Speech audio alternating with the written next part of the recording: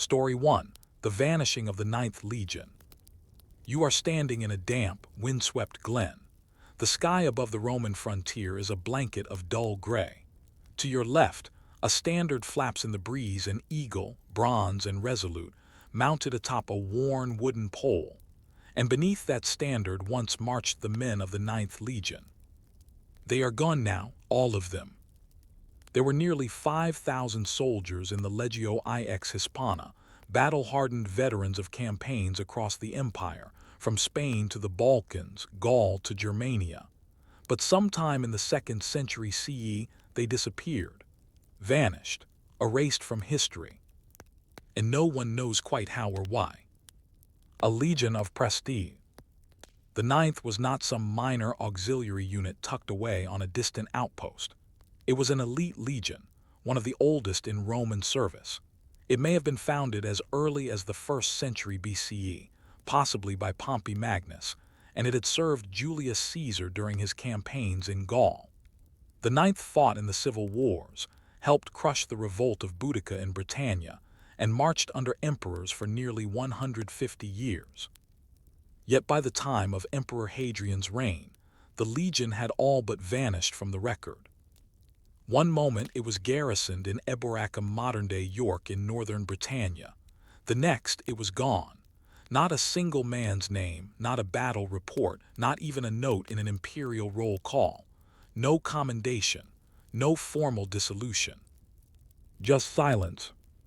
The fog of Britannia. In the early 2nd century CE, Britannia was Rome's most troublesome province. The southern parts were relatively secure, but the north was another matter. The native Britons, particularly the Caledonian and Brigantes tribes, resisted Roman rule with ferocity and persistence. The Ninth had been stationed in Eboracum for decades. The city, though fortified, lay not far from the untamed north. According to some sources, around 117 CE, the legion was ordered to march northward to quell uprisings or perhaps even to build infrastructure such as roads or forts. But that march may have been their last. Hadrian himself visited Britannia shortly afterward, and when he did, he ordered the construction of a vast stone wall, Hadrian's Wall, stretching from coast to coast, marking the empire's final northern boundary. Some historians believe that this decision was directly tied to the fate of the Ninth, that something catastrophic had happened. Theories and tensions. What exactly could have wiped out an entire legion? One theory suggests that the Ninth was ambushed in the forests of Caledonia. Tribal tactics, hit-and-run ambushes, terrain traps, and starvation sieges might have neutralized the Roman formations that had once worked so well in open warfare. The Roman army, though efficient, was not invincible, especially not against an enemy that knew the land better than they did. But such a loss should have left behind evidence: a mass grave, a captured standard, an imperial rebuke. Yet no such record survives. Was the defeat simply too humiliating to record? Or was the legion quietly erased to maintain the illusion of Roman invulnerability? Another theory places the Ninth not in Britannia, but in the east. Some historians believe the legion may have been transferred to the Rhine frontier or even to Judea or Parthia. Roman military records from this era are fragmentary, and unit reassignments weren't always recorded. Perhaps they fell in some forgotten skirmish in the east and were quietly absorbed into another legion. Yet there is no trace of the Ninth's presence after the early 120s, no tombstones, no monuments, no lists of veterans settling in new colonies. This absence speaks louder than words. Archaeological silence. Archaeology offers tantalizing but inconclusive hints. Excavations in York have uncovered inscriptions naming the Ninth mostly from the late 1st century and early 2nd, but there's a sharp cutoff around 120 CE. No later references exist in Britannia. It's as if the Ninth simply stopped existing. Some Roman tile stamps from Nijmegen in the Netherlands, dating to later decades, mention the Ninth, but these may refer to construction teams or leftover materials, not an active legion. What is most notable is the sheer absence. In an empire obsessed with record-keeping where even grain rations were logged, and tombstones commemorated minor clerks, the disappearance of a full legion is deafening. Political convenience. The disappearance of the Ninth also raises political questions. Hadrian was a consolidator. Unlike his predecessors, who expanded the empire, Hadrian focused on securing its borders. He had little interest in military glory, preferring architecture, administration, and philosophy. The construction of Hadrian's Wall marked a strategic retreat, a declaration that Rome had reached its limits. Could the erasure of the Ninth have served a political purpose, a way to cover up a catastrophic defeat and justify a change in strategy? It's worth noting that imperial power was fragile. A lost legion could shake confidence in Rome's divine favor. Better, perhaps, to forget. The human cost. What happened to the men of the Ninth? Thousands of individuals, soldiers with names, with families, with years of service. Did they die in a fog-covered valley, their shields broken and banners trampled beneath muddy boots? Or were they scattered across the empire, reassigned, merged into other units, forgotten by bureaucrats in Rome? We know that legionaries came from all across the empire: Gaul, Hispania, Germania. Their service in Britannia would have earned them land, citizenship, and retirement, but none of those rewards show up in surviving records.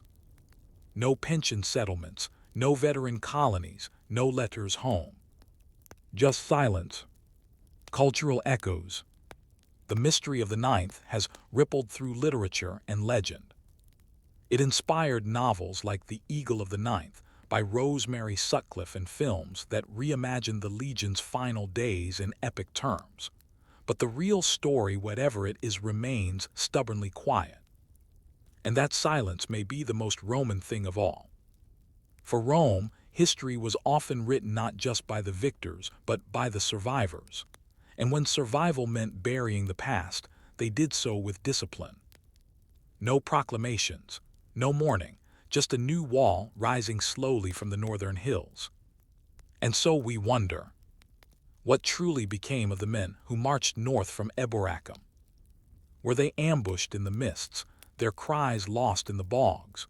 Or did they simply vanish into the empire's administrative abyss? Was their memory erased deliberately, or did history just forget them? And if an entire Roman legion can disappear without a trace, what else have we lost? You awaken now not in the wilderness of Caledonia, but in the echoing halls of museums and archives, where fragments of stone whisper half-remembered names. The mystery of the Ninth Legion did not die with their final march, if such a march even happened. Instead, it lingers in chiseled inscriptions, neglected tiles, and the scribbled notes of Roman bureaucrats who may have hinted unwittingly at the legion's fate. We examine the material evidence left behind, the epigraphic silence that followed, and the far-flung speculation that has brought the Ninth into the realm of myth. What if the answer has been sitting in plain view, hidden, as is often the case, in the unassuming details? The last known footprints. When trying to trace the life of a Roman legion, the most dependable guide is often the stone inscription. Soldiers and commanders were prone to leave behind dedications, temples, altars, commemorative plaques to honor victories, emperors, or even themselves. The Ninth Legion's final confirmed footprint in Britain is a stone inscription found in York, Eboracum, dating from the reign of Emperor Trajan. The slab honors rebuilding work done by the Legion, with the familiar name, Legio Ix Hispana. And then nothing. Inscriptions that should appear in the following years are missing. No dedications from commanding officers. No building credits on forts or roads. It's as though the entire unit dropped out of official memory. The pattern is unmistakable. Even more telling, when the next legion, the 6th Victrix, arrived in Britannia around 122 CE, they were stationed in York, right where the 9th had been. In Roman military structure, this wasn't just a reassignment. It was a replacement. Reassignment or disbandment. Some suggest the ninth was not destroyed, but quietly reassigned elsewhere in the empire. In Nijmegen, in the modern Netherlands, archaeologists found tile stamps bearing the ninth's name dating possibly to the mid-120s CE. Does this mean the legion was moved to the Rhine frontier? Possibly, but context matters. These stamps may have been from a detachment of the legion, what the Romans called a vexillatio, rather than the full unit. Detached companies were frequently deployed for construction or logistics support. If so, it could mean only a small number of Ninth Legionaries were sent to Nijmegen, not the whole legion. Or perhaps these tiles were remnant stored supplies used by later forces. After all, Roman military bases reused building materials for decades. Another inscription discovered in the region also bears the name of the ninth, but again, it is ambiguous and debated. And this raises an uncomfortable possibility that scholars, eager to prove the ninth's survival, may be seeing too much in too little. The paper trail vanishes. Roman records were detailed but also centralized. The great notitii lists of legions and provincial units helped track forces across the empire. But these lists, particularly for the 2nd century, are incomplete. The last reliable mention of the ninth in official documentation appears around 108 CE. After that, they are missing from lists where they should be. Had they been renamed, folded into another legion, or annihilated completely? When Hadrian began building his famous wall, the empire's approach to Britannia had clearly shifted. Perhaps the ninth's absence was not just a military gap, but a scar and unspoken wound that needed covering. After all, Rome seldom mourned its mistakes. It buried them beneath layers of marble and memory. The Caledonian campaigns. If the ninth met its fate in battle, the likeliest culprit was a rebellion in northern Britannia. Several tribal groups had risen in defiance of Rome in the early 2nd century. The Caledonians, the Selgovae, and the Brigantes all occupied the rough highlands beyond the Roman-controlled zones. The Romans had a long history of difficulties with these tribes. During the Boudiccan revolt decades earlier, British forces had nearly overrun Roman Britannia. It's not implausible that a renewed coalition of tribes launched an ambush, perhaps trapping the ninth in a valley or forested ravine. Roman tactics: tight formations, shield walls, and heavy infantry were vulnerable in broken terrain. Surprise attacks, hit-and-run tactics, and cutting supply lines could devastate a well-trained force. Still, total destruction was rare. Even in defeats, legions typically regrouped, retreated, or at least left behind survivors. Where were the remnants, the graves, the captives? No ancient source, not Tacitus, not Cassius Dio, mentions such a disaster in Britannia. This silence may be its own evidence. Political embarrassment. It's easy to underestimate how much of Roman history was crafted to appear stable. The empire thrived on projecting strength. Losing a legion, especially in a remote province, could undermine the image of invincibility. Consider the Teutoburg forest disaster in 9 CE, when 3 legions were ambushed and annihilated by Germanic tribes. The Romans responded with rage and vengeance. But they also spent years rewriting the narrative, and the numbers of the destroyed legions were never reused. Interestingly, Legio IX Hispana was also never reconstituted. If the legion was destroyed in northern Britannia, it's plausible that Hadrian, upon visiting the island, suppressed news of the event. His decision to build a wall was, in a way, an acknowledgement that Roman control had limits. Perhaps that wall was not just a boundary but a gravestone. Modern speculation and literary legacy. The fate of the ninth has intrigued modern writers for decades. In 1954, Rosemary Sutcliffe published The Eagle of the Ninth, a novel that romanticized the legion's final days. In her version, the legion was ambushed and destroyed by northern tribes.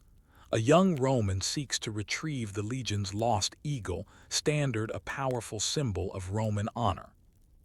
The story was fictional, but it reintroduced the ninth into popular consciousness. Later films, such as Centurion 2010 and The Eagle 2011, took similar liberties, imagining battles in misty highlands, doomed defenses, and treachery. The real truth remains elusive, but the ninth has now entered the realm of myth, a narrative space where facts fade and symbols grow powerful. Cultural amnesia, or intentional erasure. We must also consider that the Roman erasure of the ninth was deliberate.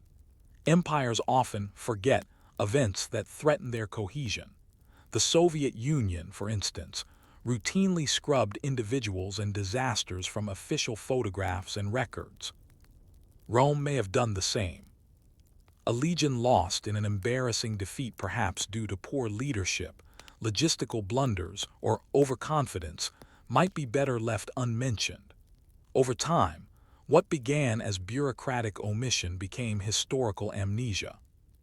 Even Roman historians whose works survive today were writing under imperial patronage. Tacitus, Suetonius, and Dio were all aware of what was permissible to write and what was better ignored. The absence of veterans. Veterans of Roman legions usually settled in colonies after retirement. They were granted land and Roman citizenship, and often commemorated their service with tombstones or altars. Yet for the ninth, there is a puzzling absence of such markers after 120 CE. We don't find gravestones listing former centurion of Legio IX Hispana in the provinces. We don't find evidence of Ninth Legion veterans building villas, serving in local councils, or retiring with honors. This absence is arguably the most haunting part of the mystery. The afterlife of a legion, its traces in civilian life, should be the most visible. Unless there were no survivors. Was there ever a mystery at all? Some historians challenge the entire notion of a vanished legion. They argue that gaps in the record are not uncommon, and that the ninth may have been slowly phased out, merged, or renamed over time. Perhaps it was disbanded administratively, not destroyed. Perhaps the records were lost simply due to time, not censorship.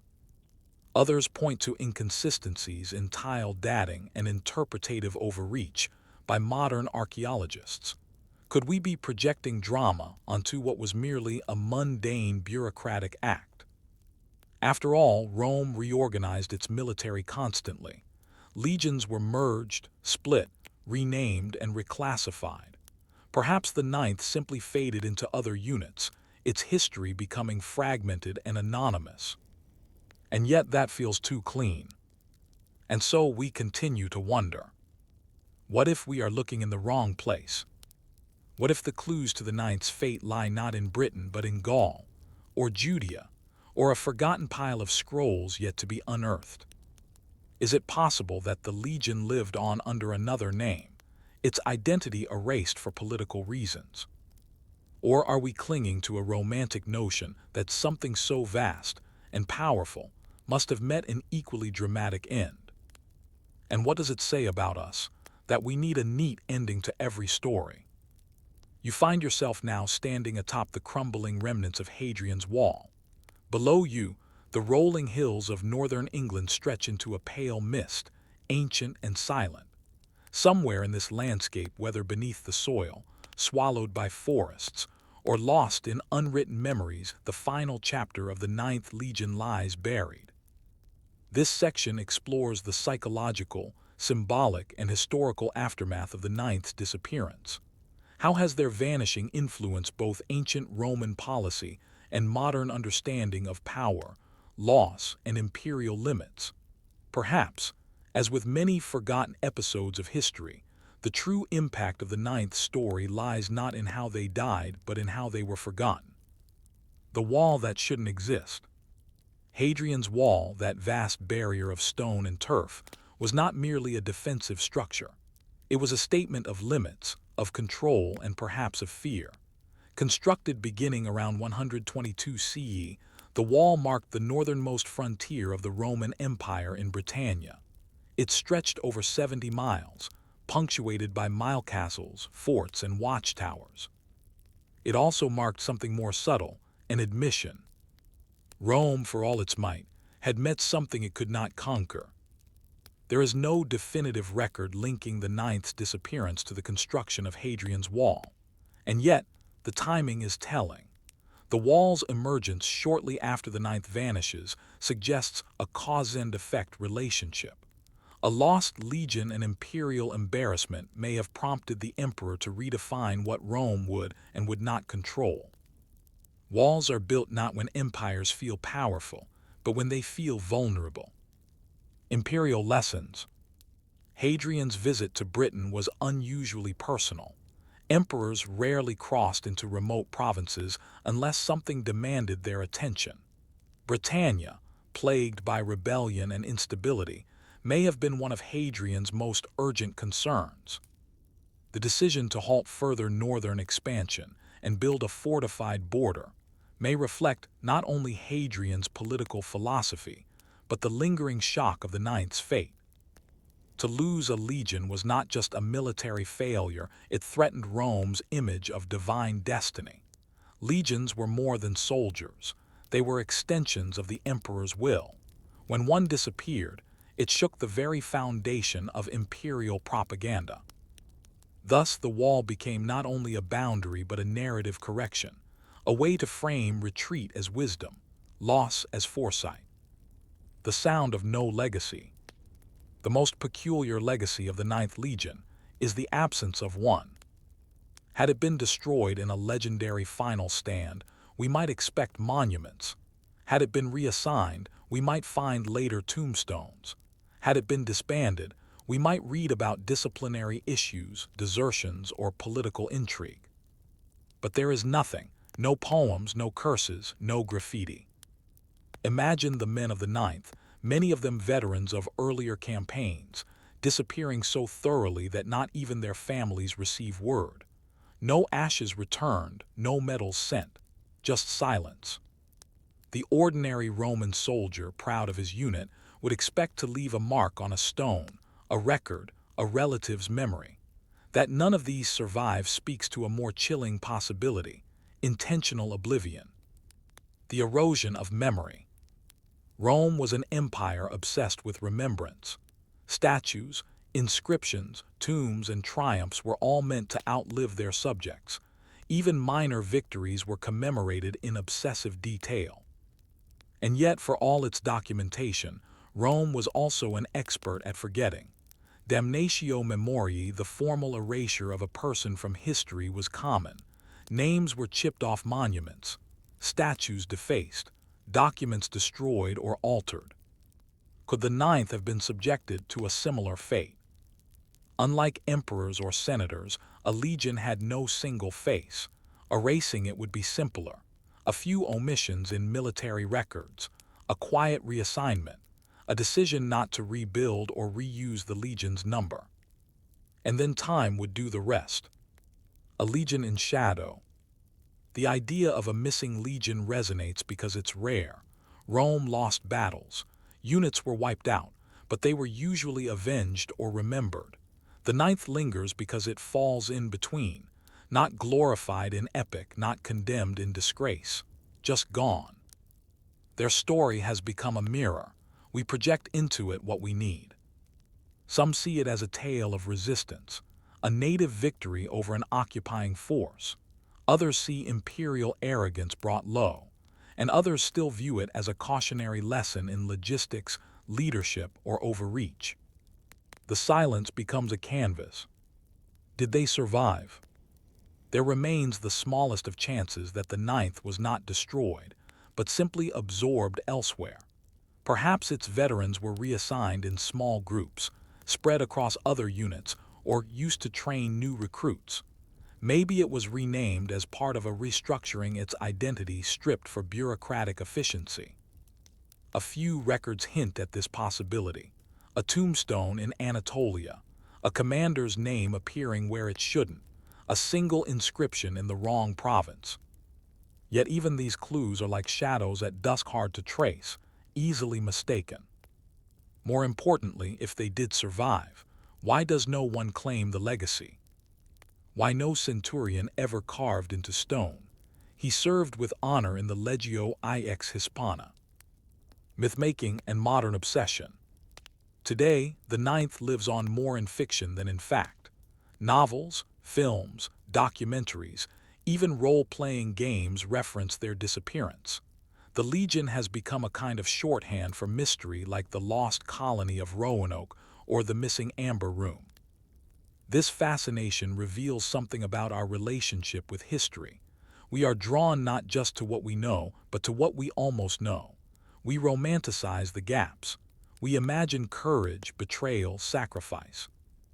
In a world where everything seems searchable, clickable, archivable, the notion that a whole legion could vanish is oddly comforting. It reminds us that some truths remain out of reach. What might we one day find? Archaeology is a slow discipline. Entire cities have lain beneath fields for centuries, only to be discovered by accident. It's entirely possible that a future excavation uncovers a mass grave, a dispatched tablet, or a forgotten fort filled with military debris. It is equally possible that we will never know more than we do now, that the ninth's final days are forever dissolved into the soil, scattered by rain and time. If a cache of correspondence were found, letters from a soldier stationed at the edge of the world, might they explain what happened? Or would they, too, end mid-sentence, fading into ambiguity? An empire of fragile glory. Rome lasted over 1,000 years, but it was not invulnerable. Its structures were mighty, its laws complex, its armies vast, but even so, it lost pieces of itself. The story of the ninth reminds us that even the most orderly systems can falter. Even a government as bureaucratically detailed as Rome's could misplace or conceal an entire military unit. And it's in that contradiction that we find the essence of imperial history, a blend of precision and chaos, of record and rumor, of roads that lead somewhere and others that end without a trace. The final march. Close your eyes now and picture it. Thousands of soldiers moving north. Their armor clinks softly under woolen cloaks. The centurion's bark commands in Latin, half heard over the wind. They pass through the tree line and into the mist, where the hills rise like sleeping giants. Somewhere ahead, unseen, waits their fate. Some carry fears, some carry pride, some carry memories of warmer provinces, Spain, Gaul, the Rhine. None know that they will not return. And so, in the end, what becomes of the Ninth Legion may never be answered. Did they die in glory or in confusion? Were they ambushed or absorbed? Were they buried by time or by the empire itself? And more haunting still, if we can lose 5,000 men from the most documented civilization of the ancient world, how many other stories have we missed? Story 2. The curious case of Emperor Elagabalus. You are in the dry, sun-bleached hills of Emesa, modern-day Homs, Syria. It is the early 3rd century CE, and a boy, barely in his teens, walks slowly toward the temple. His gold-embroidered robes drag behind him. A strange object, smooth, dark, and oval, is carried before him by acolytes. A meteorite, it is said. A relic fallen from the heavens. This boy is no ordinary priest. He will soon become emperor of Rome. His name is Varius Avitus Bassianus, though the world will know him by the name of his god, Elagabalus. The rise of a god-king. To understand the strange, short reign of Elagabalus, you must first step into the complex world of Rome's eastern provinces. Emesa was not a Roman city in the traditional sense. It was a fusion of local Syrian traditions and Hellenistic culture, blended into the broader Roman world. Its temple, dedicated to the sun god Elagabal, or Elagabal, housed the sacred black stone, the meteorite, as its central object of worship. The family of young Bassianus were hereditary priests of this cult. but they were also, more importantly, related by blood to the Severan dynasty, the imperial family ruling Rome at the time. His mother, Julia Soaemias, and grandmother, Julia Misa, belonged to a powerful Syrian aristocracy, and they knew exactly how to use religion, bloodlines, and opportunity to elevate the boy. When the Emperor Caracalla was assassinated in 217 CE, the throne passed to a general named Macrinus, an outsider to the Severan bloodline. Julia Misa saw her chance. She declared that her grandson, Bassianus, was the true heir not just to the priesthood of the sun, but to the Roman Empire itself. In 218 CE, with support from Eastern legions and a generous amount of gold, the boy was proclaimed emperor. He was only 14 years old. The sun rises over Rome. When Elagabalus arrived in Rome, the Senate and the people didn't quite know what to make of him. Here was a boy, foreign in dress and language, who brought with him an entire Eastern religion. He preferred incense and drums to civic ceremonies. He spoke through interpreters. He wore elaborate makeup and golden robes. More scandalously, he insisted that his god Elagabal be worshipped above Jupiter, the king of the Roman gods. In Rome, religion was a delicate matter. The empire tolerated dozens of faiths from across its provinces, but the official pantheon remained deeply entrenched in Roman identity.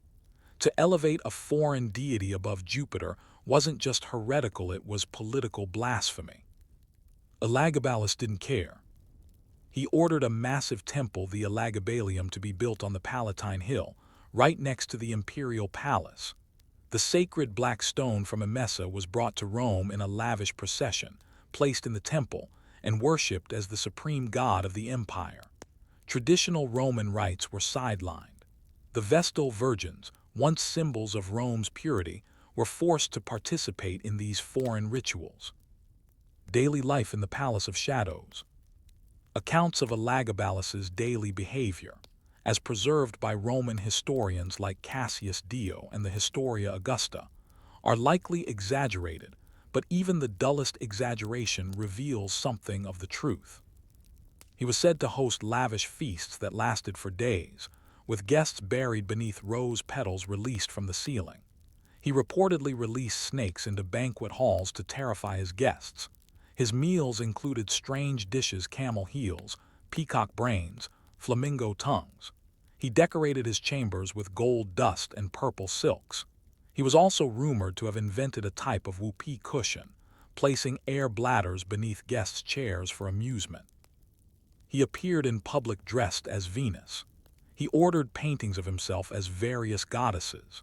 He sought out surgeries that would allow him to physically transition into a woman, though this detail, while sensationalized, is often cited today as a possible historical record of gender nonconformity in antiquity. Most damning to the Roman elite was not just his behavior but the total disregard he showed for tradition.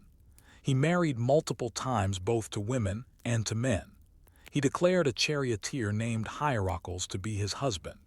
He laughed at Senate rituals, mocked military decorum, and gave sacred positions to his lovers. Religion, politics, and blasphemy. To Elagabalus, religion and politics were inseparable. As high priest of Elagabal, he believed his authority was divine, not constitutional. His god was not one of many, it was the god. Other deities, he declared, were subordinate. In one of his more ambitious, and to Romans appalling moves, he sought to fuse all the gods of the empire into one, Elagabal. Statues of deities like Cybele, Astarte, and even the Jewish and Christian gods were brought into the Elagabalium for symbolic marriage ceremonies. He proclaimed that all worship, all prayer must pass through his god. This wasn't syncretism, it was dominance.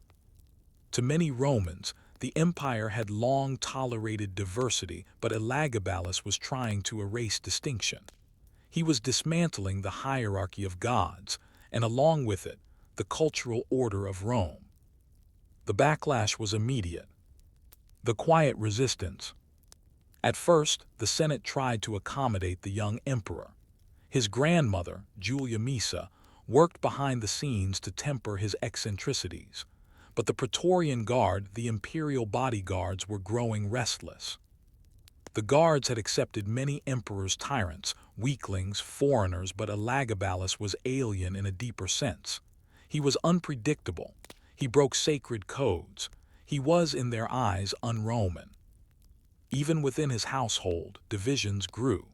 His mother and grandmother began grooming another candidate. His cousin, Severus Alexander, a more conventional, sober-minded boy, just a few years younger.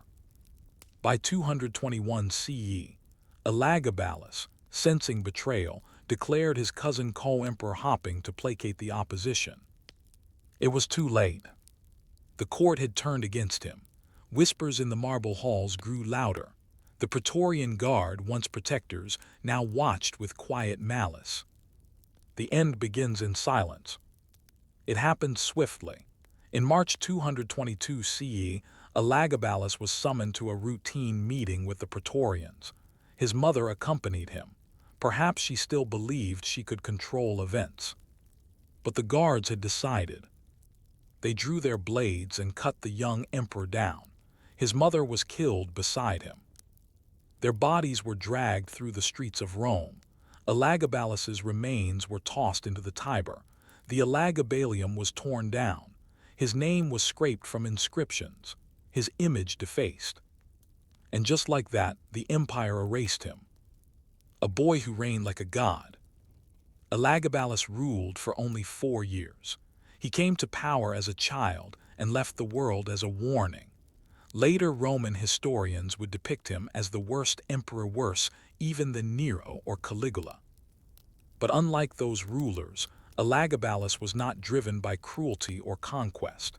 He was driven by belief in his God, in his own identity, and in his divine mission. In his mind, he wasn't desecrating Rome, he was enlightening it. The tragedy, perhaps, was that he tried to change everything too quickly. And so we are left to ask, was Elagabalus a mad boy priest, a child corrupted by power? Or was he a visionary, a proto-revolutionary challenging Rome's ossified traditions? Was he a cautionary tale, or a symbol of authenticity in an age of masks? And if an emperor can be forgotten with such efficiency, how many others were buried not by time, but by design? Rome in the early 220 CE was not ruled by one man or even by a boy emperor. It was ruled, quietly and carefully, by a group of powerful women whose ambitions shaped the empire. As Elagabalus retreated deeper into his world of ritual, luxury, and rebellion, it was his mother and grandmother Julia Soaemias and Julia Misa who tried to hold the imperial center together. This section explores the real machinery behind Elagabalus's reign, the Syrian imperial court, the quiet maneuverings of Rome's senatorial elite, and the religious politics that began to fray the fragile loyalty of both senate and soldier. It is a story of masks and power, loyalty and exile, and at the center of it all, a boy emperor who insisted on living as a god. The empire behind the veil. The Severan dynasty was the first in Roman history to be dominated not by men of military brilliance, but by women of extraordinary political skill. Julia Misa, grandmother to Elagabalus, had engineered his rise from a temple priest in Syria to emperor of Rome. She had convinced soldiers to fight for him. She had manipulated provincial loyalties, bribed commanders, and played rival generals against each other. She was the matriarch of the so-called Syrian empresses, and she knew better than anyone how quickly Rome's love could turn to hatred. Misa's daughter, Julia Soaemias, mother to Elagabalus, served as the young emperor's public face during his early reign. She appeared in Senate meetings, gave legal edicts, and coordinated with the imperial bureaucracy. When her son began indulging in public religious displays and unconventional behavior, it was Soaemias who tried vainly to shield him from criticism. Rome was no stranger to imperial mothers, Agrippina, Livia, Domitia, but never before had so much actual power rested in maternal hands. And never had the gap between public authority and private indulgence grown so wide. Alienation in the capital. The longer Elagabalus stayed in Rome, the more alien he appeared to both the Senate and the public. He did not speak Latin fluently, preferred Greek and Aramaic, and surrounded himself with foreign advisors, eunuchs, dancers, and cult officials from Syria. He walked the streets with bodyguards dressed in Eastern fashion. He conducted religious rites at hours when most Romans were asleep. The Roman elite, steeped in tradition, saw it not as multiculturalism but as sacrilege. He ignored senatorial process. He appointed favorite lovers to key military and civic posts, including a charioteer, hierarchals, who he allegedly married publicly, referring to himself as the bride. According to Cassius Dio, he even offered large sums of money to any surgeon who could provide him with female genitalia, a claim modern historians view with caution, though it remains one of the earliest recorded cases of possible gender transition or gender dysphoria in history. But to the senators of Rome, these were not personal quirks. They were threats. Every unorthodox act, every temple ceremony or marital stunt, chipped away at the sacred image of the emperor as pater patrii, father of the nation. Gods and guardians. For the traditional Roman, the emperor was a representative of mos maiorum, the customs of the ancestors. While some emperors were deified after death, few claimed divinity during life. Even Caligula's attempts to associate himself with Jupiter had drawn ridicule. Elagabalus went further. He declared himself the living high priest of the supreme deity. He insisted on personally conducting public sacrifices, often with elaborate, theatrical rituals imported from Emesa. He forced senators to attend these rites, dressed in robes that mocked Roman ceremony. He even attempted to marry his god, the sacred black stone of Elagabal, to the goddess Vesta, a symbolic union of Syrian fire god and Roman hearth. This wasn't merely religious reform, it was spiritual colonization. The Romans, accustomed to adopting gods, found themselves on the defensive. A god had not been adopted, he had taken over. The imperial harem. Inside the imperial palace, Elagabalus maintained what some historians describe as a court of contradictions. It was a space of liberation and terror, sacred ritual and disorienting spectacle. He dined with gladiators and slaves. He held nightly orgies attended by members of all social classes. He built underground rooms for elaborate feasts, where guests would find themselves showered with rose petals, sometimes to the point of suffocation. He often played roles in his own dramas, dressing as Venus, acting out scenes from mythology, even prostituting himself in public brothels or palace corridors, according to the Historia Augusta. Whether true or not, these stories illustrate how thoroughly he reversed the expectations of Roman masculine authority. And yet, he was also a boy barely 17, by the time the palace began to turn against him. The rise of Severus Alexander. In the background, a quieter figure emerged. His cousin, Gessius Bassianus Alexianus, soon to be known as Severus Alexander. Just a few years younger, Alexander was calm, educated, and pliable, a perfect figurehead for Julia Misa's backup plan. The Praetorian Guard, increasingly disturbed by Elagabalus's actions, began to look to Alexander as a potential replacement. Julia Misa, understanding the changing tides, pushed for Alexander to be adopted by Elagabalus. In 221 CE, Elagabalus reluctantly agreed, naming Alexander his heir and co-emperor. But almost immediately he sensed the danger. Alexander was loved by the guards, he was respected by the Senate, and worst of all, he was controllable. Elagabalus began to strip Alexander of his titles. He spread rumors of treason. He sought to eliminate his rival before it was too late. It was already too late. The guards turned cold. The Praetorian Guard had long been kingmakers. They had installed emperors, assassinated others, and even auctioned the throne once to the highest bidder. Their loyalty was not to the Senate or the people, but to their own interests. In Elagabalus, they saw volatility. In Alexander, they saw security. In early 222 CE, the decision was made quietly, conclusively. Elagabalus and his mother would be removed. The details are sparse. Some say the guards ambushed them in the temple. Others say they were killed in the palace gardens. What's agreed upon is this: both were murdered by the very bodyguards sworn to protect them. Elagabalus's body was desecrated, dragged through the streets, and thrown into the Tiber River. His mother's fate was similar. It was not just a death, it was an unmaking. The official erasure. Following the assassination, the Senate issued a damnatio memoriae, a condemnation of memory.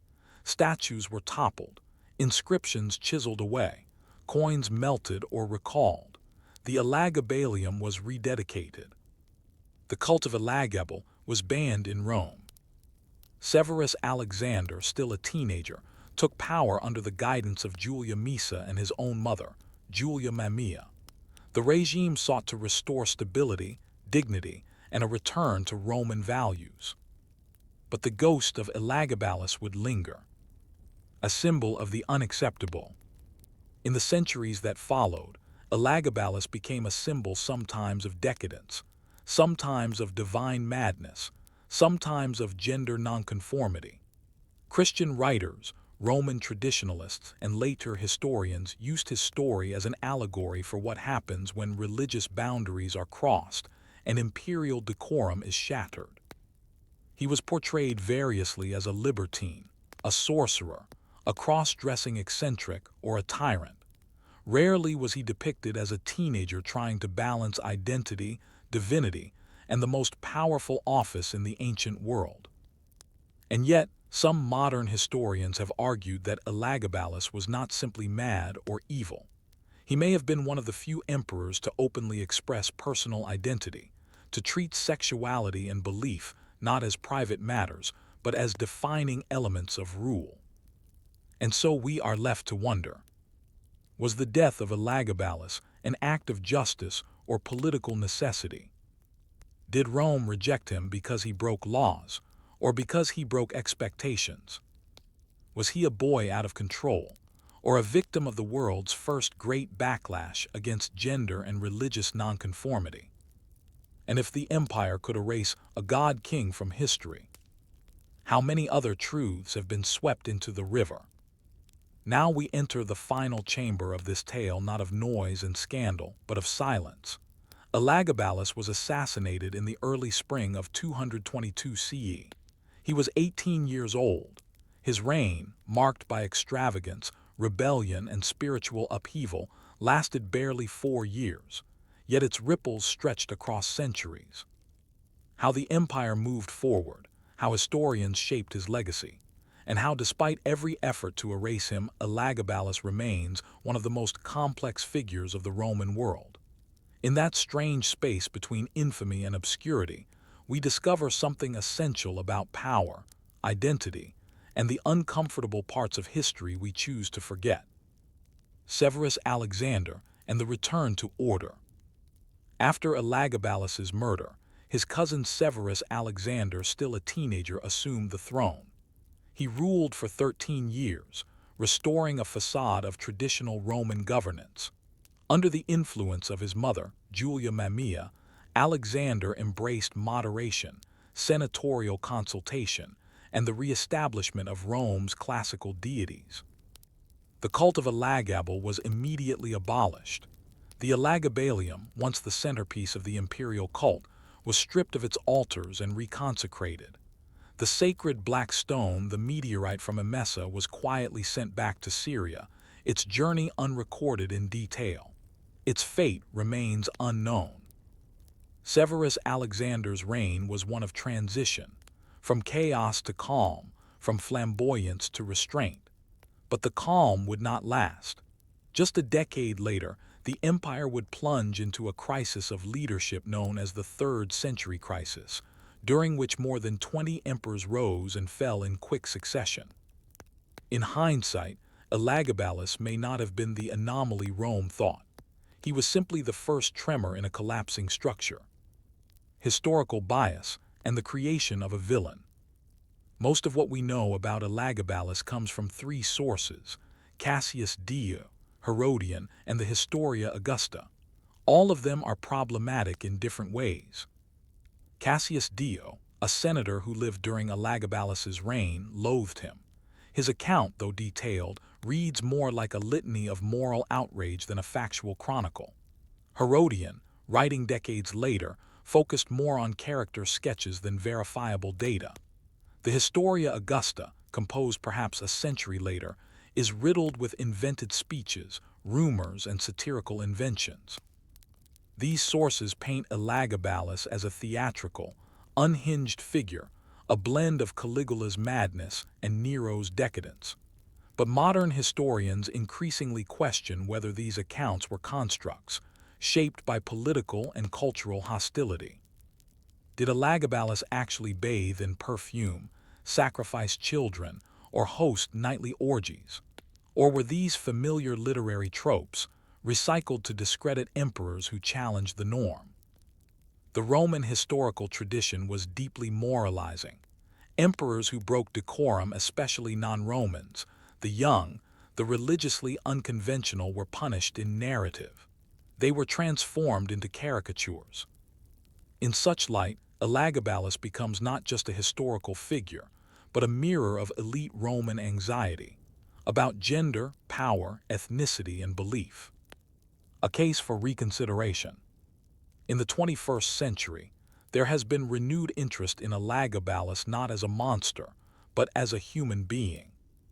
Some historians, theologians, and gender scholars have proposed that Elagabalus may have been one of the earliest recorded transgender or non-binary figures in history.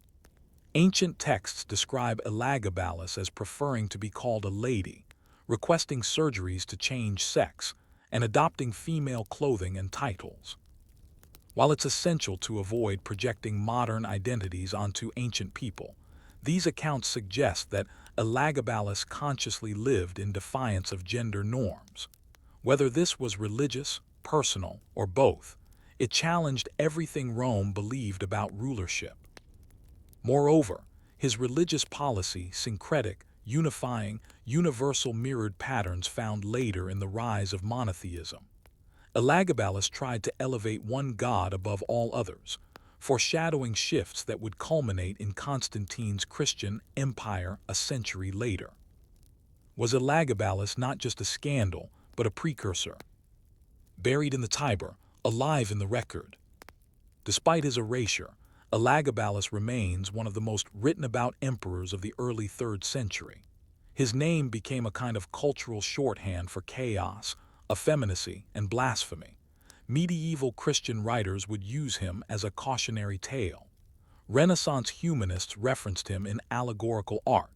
19th century poets invoked him as a symbol of aesthetic excess. And yet beneath the layers of condemnation, fascination persisted. His story kept resurfacing in books, plays, and even operas. In the 20th century, Elagabalus became an icon in certain countercultural circles. French writer Antonin Artaud wrote Héliogabale, O l'anarchiste couronné, Heliogabalus, or the crowned anarchist, portraying him as a surrealist rebel. More recently, scholars have treated his reign as a case study in the intersection of gender identity and imperial authority. For someone who was supposed to be forgotten, Elagabalus has never been more present. A life cut short. In the end, Elagabalus's life was both grand and tragic. He ruled as a priest, not a soldier. He saw divinity as intimate, not abstract. He refused to separate his identity from his power. He made no distinction between the personal and the political. He was, in many ways, incompatible with the machinery of Roman governance. Rome could tolerate cruelty. It could tolerate incompetence. but it could not tolerate difference, not when difference sat on the throne. At 18, his story ended not with a final speech or a dramatic fall from grace, but with a knife in the back. His corpse was desecrated, his memory outlawed, his legacy rewritten. And yet, despite everything, he endures. Lessons from a forgotten reign. So what do we make of Elagabalus? Was he the worst emperor in Roman history? Or was he simply the least Roman, a boy priest who thought empire could reflect identity instead of hierarchy? Was he a failure of leadership or a victim of empire? In the modern world, where identity, belief, and power remain intertwined and contested, Elagabalus's story feels strangely contemporary. The questions he forced Rome to ask about the limits of tolerance, the rigidity of tradition, and the cost of authenticity are still with us. Even in silence, history whispers. And so we are left with this final thought. If an emperor can be erased, his temples destroyed, his name forgotten, his memory damned but still return in fragments, centuries later, what does that say about the permanence of power? Or the fragility of forgetting? And if even the strangest lives leave footprints in time, how many others, quieter and stranger still, lie just beneath the surface? Story 3. The Lost Manuscripts of Livy. You are in the quiet streets of ancient Padua Patavium in Roman terms, where a young man studies scrolls by the dim light of oil lamps. His name is Titus Livius, known to us simply as Livy. He is not a senator, not a soldier, not even a politician. He is, by his own admission, a man of letters, and from the modest rooms of his home, he undertakes one of the most ambitious projects in human history, the complete history of Rome. He called it Ob Urbe Condita, from the founding of the city. It was intended to be more than a book. It was a memory palace for an empire. Only a fraction of that memory survives. This is the story of the lost manuscripts of Livy, how 142 books chronicling centuries of Rome vanished, scattered across time, war, and decay. And what remains tells a tantalizing, frustrating, and haunting tale of historical ambition met by historical silence. A monument of words. Livy's work began during the reign of Augustus, Rome's first emperor. At the time, Rome was still adjusting to the idea that its republic was gone, replaced by a centralized imperial structure. For many Romans, this was a time of unease, reorganization, and propaganda. Augustus wanted a new history of Rome, one that glorified its past, justified his rule, and reminded citizens of their shared values. But Livy was not a hired propagandist. He approached history with the curiosity of a scholar and the skepticism of a man who had lived through civil war. His aim was enormous: to tell the story of Rome from its founding in 753 BCE to his own present day, a span of nearly 800 years. The final work would total 142 books, each one a scroll-length volume organized into decades, groups of 10 books. Some of these books were known in his time. Others were read for centuries afterward. But the vast majority, lost. What was lost and what survives? Out of Livy's 142 books, only 35 survive in full. They are Books 110, covering Rome's foundation through the early Republic, including wars with the Etruscans, Sabines, and early Gauls. Books 21-45, covering the Punic Wars, especially the legendary battles against Hannibal and the rise of Roman power in the Mediterranean. Books 11-20, which likely chronicled Rome's internal reforms, early conquests in Italy, and the social wars, are entirely lost. Books 46-142, which span the chaotic final century of the Republic, Sulla, Pompey, Caesar, the Triumvirate, and Augustus, are almost completely gone. We know they once existed. Ancient scholars reference them. Copyists in monasteries transcribed portions. Some fragments remain quoted in later works, but the scrolls themselves vanished. A world without printing. To understand how so much could disappear, you must step into the Roman world of bookmaking. Livy's work was not printed in mass editions. It was copied by hand. Each book had to be transcribed by a scribe, a painstaking process requiring hours or days per scroll. A full set of Livy's history would have taken over a year to copy. Very few full collections ever existed. What's more, scrolls were fragile, they decayed, they burned, they were misplaced. Even in Livy's lifetime, his work circulated in pieces. Readers might own only books 1/5 or books 2130. Full libraries were rare. Personal collections were incomplete. By the late Roman Empire, parts of Livy were already lost. The Christian era and shifting interests. As the Roman Empire transitioned into its Christian phase in the 4th and 5th centuries CE, the priorities of readers changed. Pagan history, especially detailed accounts of old gods, rituals, and republican politics, was no longer fashionable. Monastic scribes preferred to copy biblical texts, saintly biographies, or moral treatises. Livy's histories, filled with stories of civil war, corrupt senators, and brutal conquest, became less relevant. They were neglected. Even then, some monks still copied his works, especially the early and middle books. But with each passing generation, more volumes were lost to time, mold, and war. By the time of the early Middle Ages, only fragments remained. The Renaissance rediscovery. In the 14th and 15th centuries, European scholars launched a manuscript hunting movement across monasteries and libraries. They sought classical texts that had been hidden, forgotten, or misfiled. Livy was among the most sought after. A Florentine humanist named Poggio Bracciolini, while working in a German monastery around 1417, uncovered several volumes of Livy's workbooks 110 and 2130.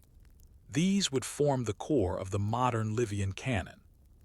But Poggio also learned of manuscripts that no longer existed. He corresponded with other scholars who spoke of once seeing or hearing of books beyond 45 books that had now vanished. There were rumors of a complete set in Constantinople, or perhaps in Spain, or hidden in some Vatican vault. But these rumors remained rumors. The rest of Livy's work was never found. Echoes in other texts. Despite the losses, small fragments of Livy survive in unexpected places. Later Roman authors such as Lucan, Pliny, and Tacitus quoted Livy, sometimes word for word. From these references, historians have reconstructed outlines of what books 46-142 might have included. For example, Livy's description of Caesar crossing the Rubicon was likely in Book 109.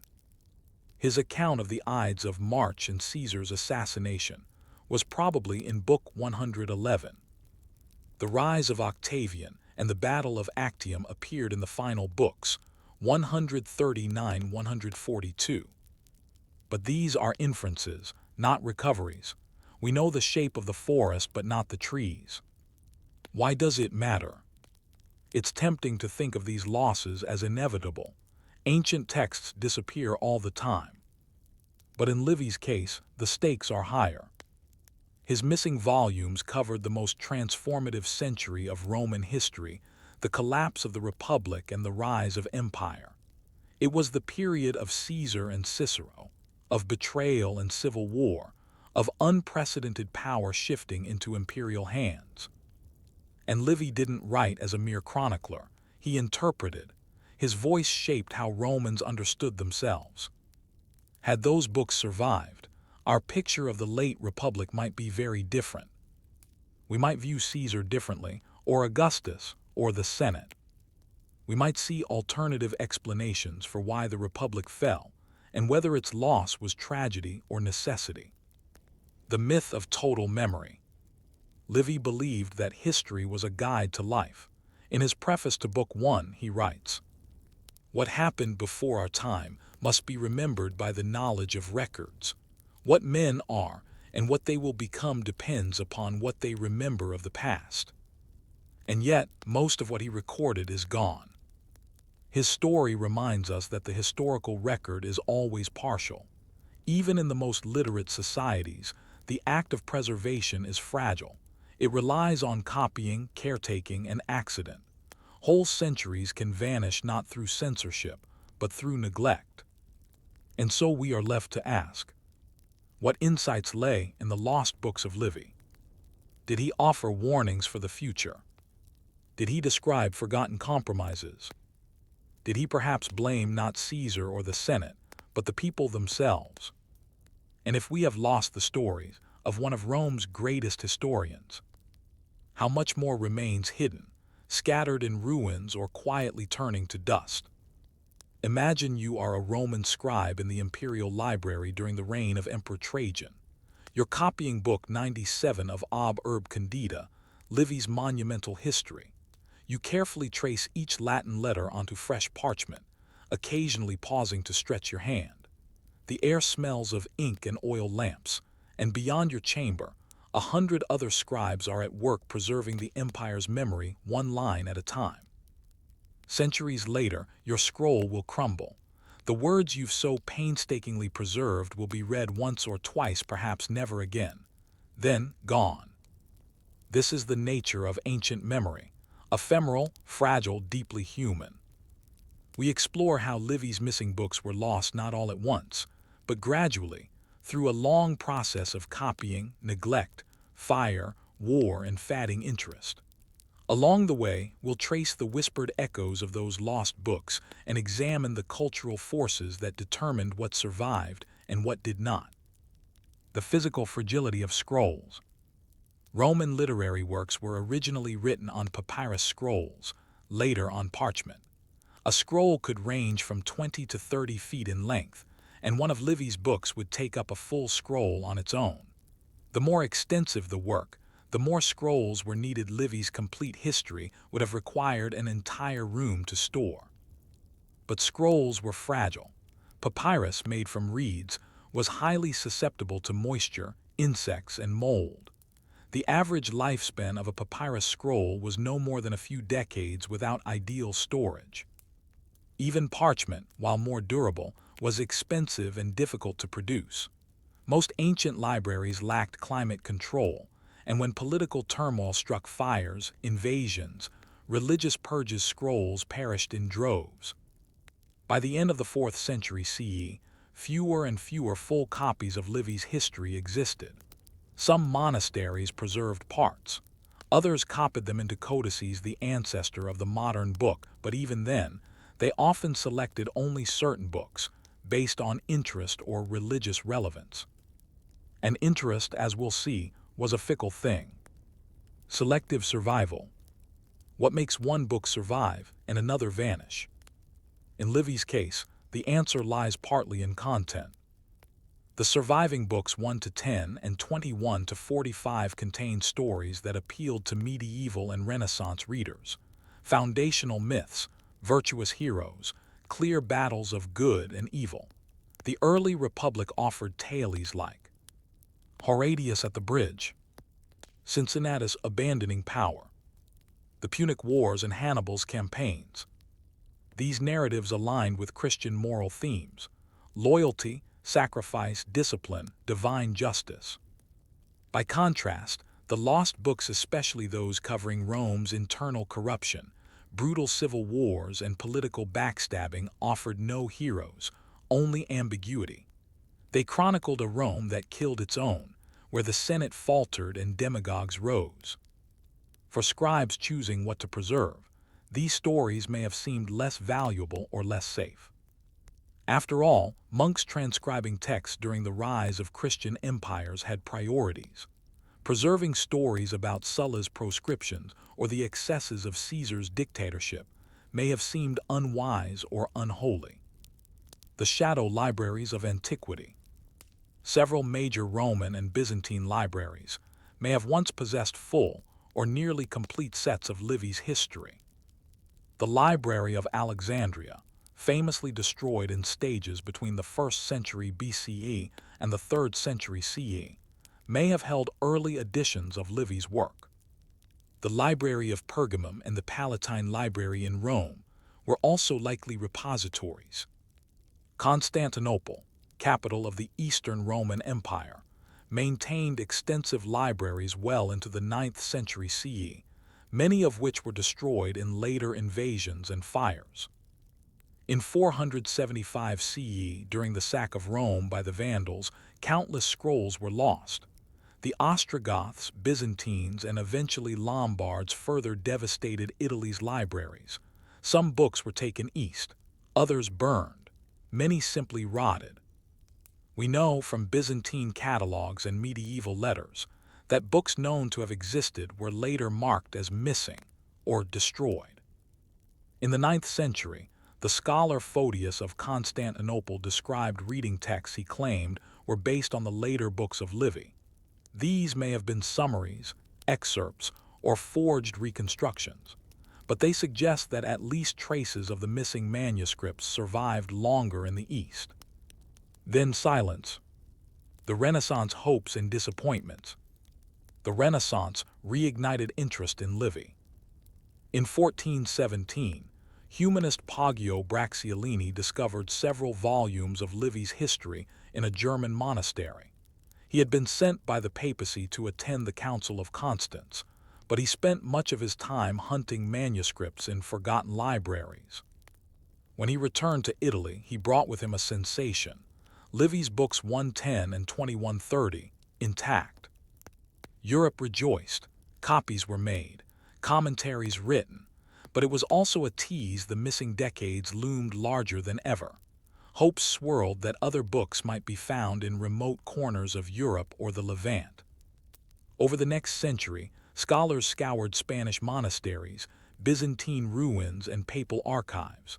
Some found fragments, marginal notes, and references to lost books, but no complete scrolls or codices of Livy beyond Book 45 ever appeared. They were gone. What the lost books contained. Historians have pieced together outlines of what the lost books covered, based on citations, summaries by later historians, and Livy's own occasional cross-references. Books 46-70.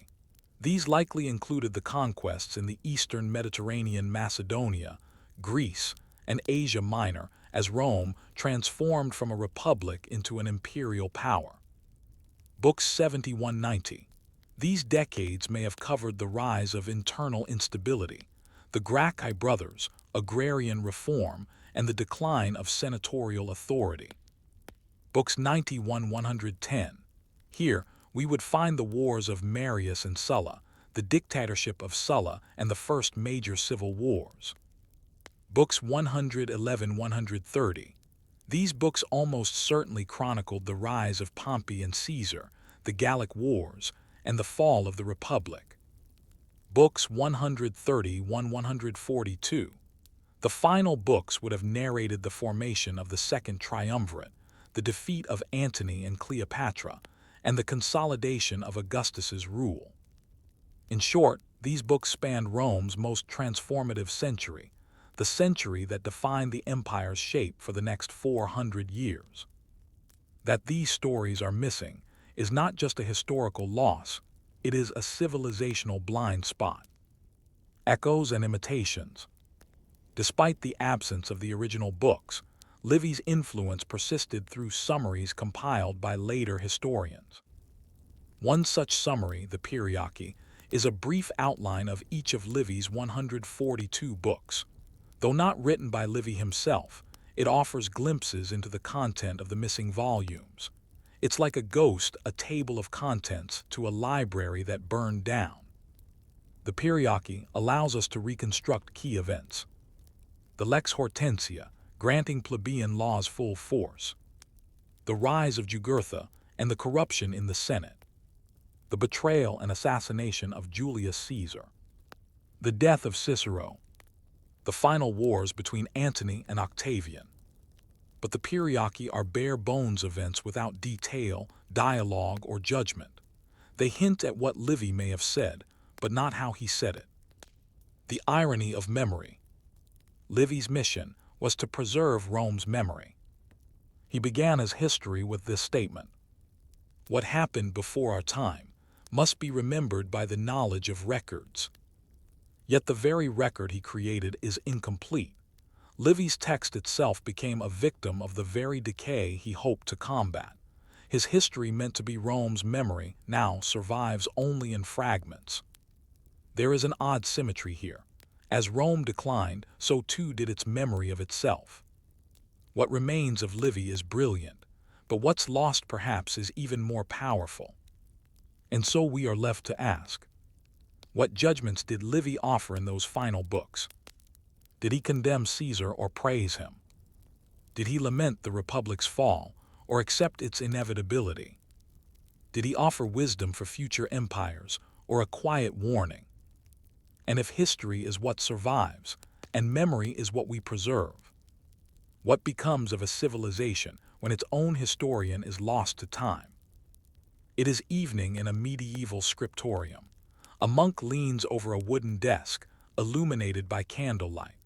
He reaches into a chest and withdraws a single parchment leaf, yellowed, brittle, and covered in Latin. He does not know the name of the author, but the words speak of consuls, wars, and a senate in turmoil. He copies it carefully. The page will survive. The rest of the scroll, perhaps books 96 or 110 or 140, has already disintegrated. And so one word, one sentence, survives where hundreds of volumes are lost. This is how memory works in the ancient world, not as a library, but as driftwood from a sunken ship. This final section explores what Livy left behind, not just in pages, but in spirit. Though most of his monumental history was lost, its idea shaped the very concept of what history is. We examine the lingering influence of Livy's voice, how his vision continues to define the Roman narrative, and what his silence still teaches us about power, collapse, and the slow erosion of memory. The vision of Livy. Livy was not a man of war. He never held office. He did not command troops or shape policy.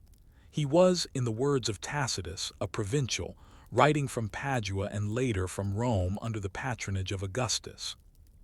And yet his vision of Rome, its struggles, its heroes, its principles outlived emperors, dynasties, and even the institutions he chronicled. He began writing Ob Urb Condita around 27 BCE, as Augustus was establishing the Principate.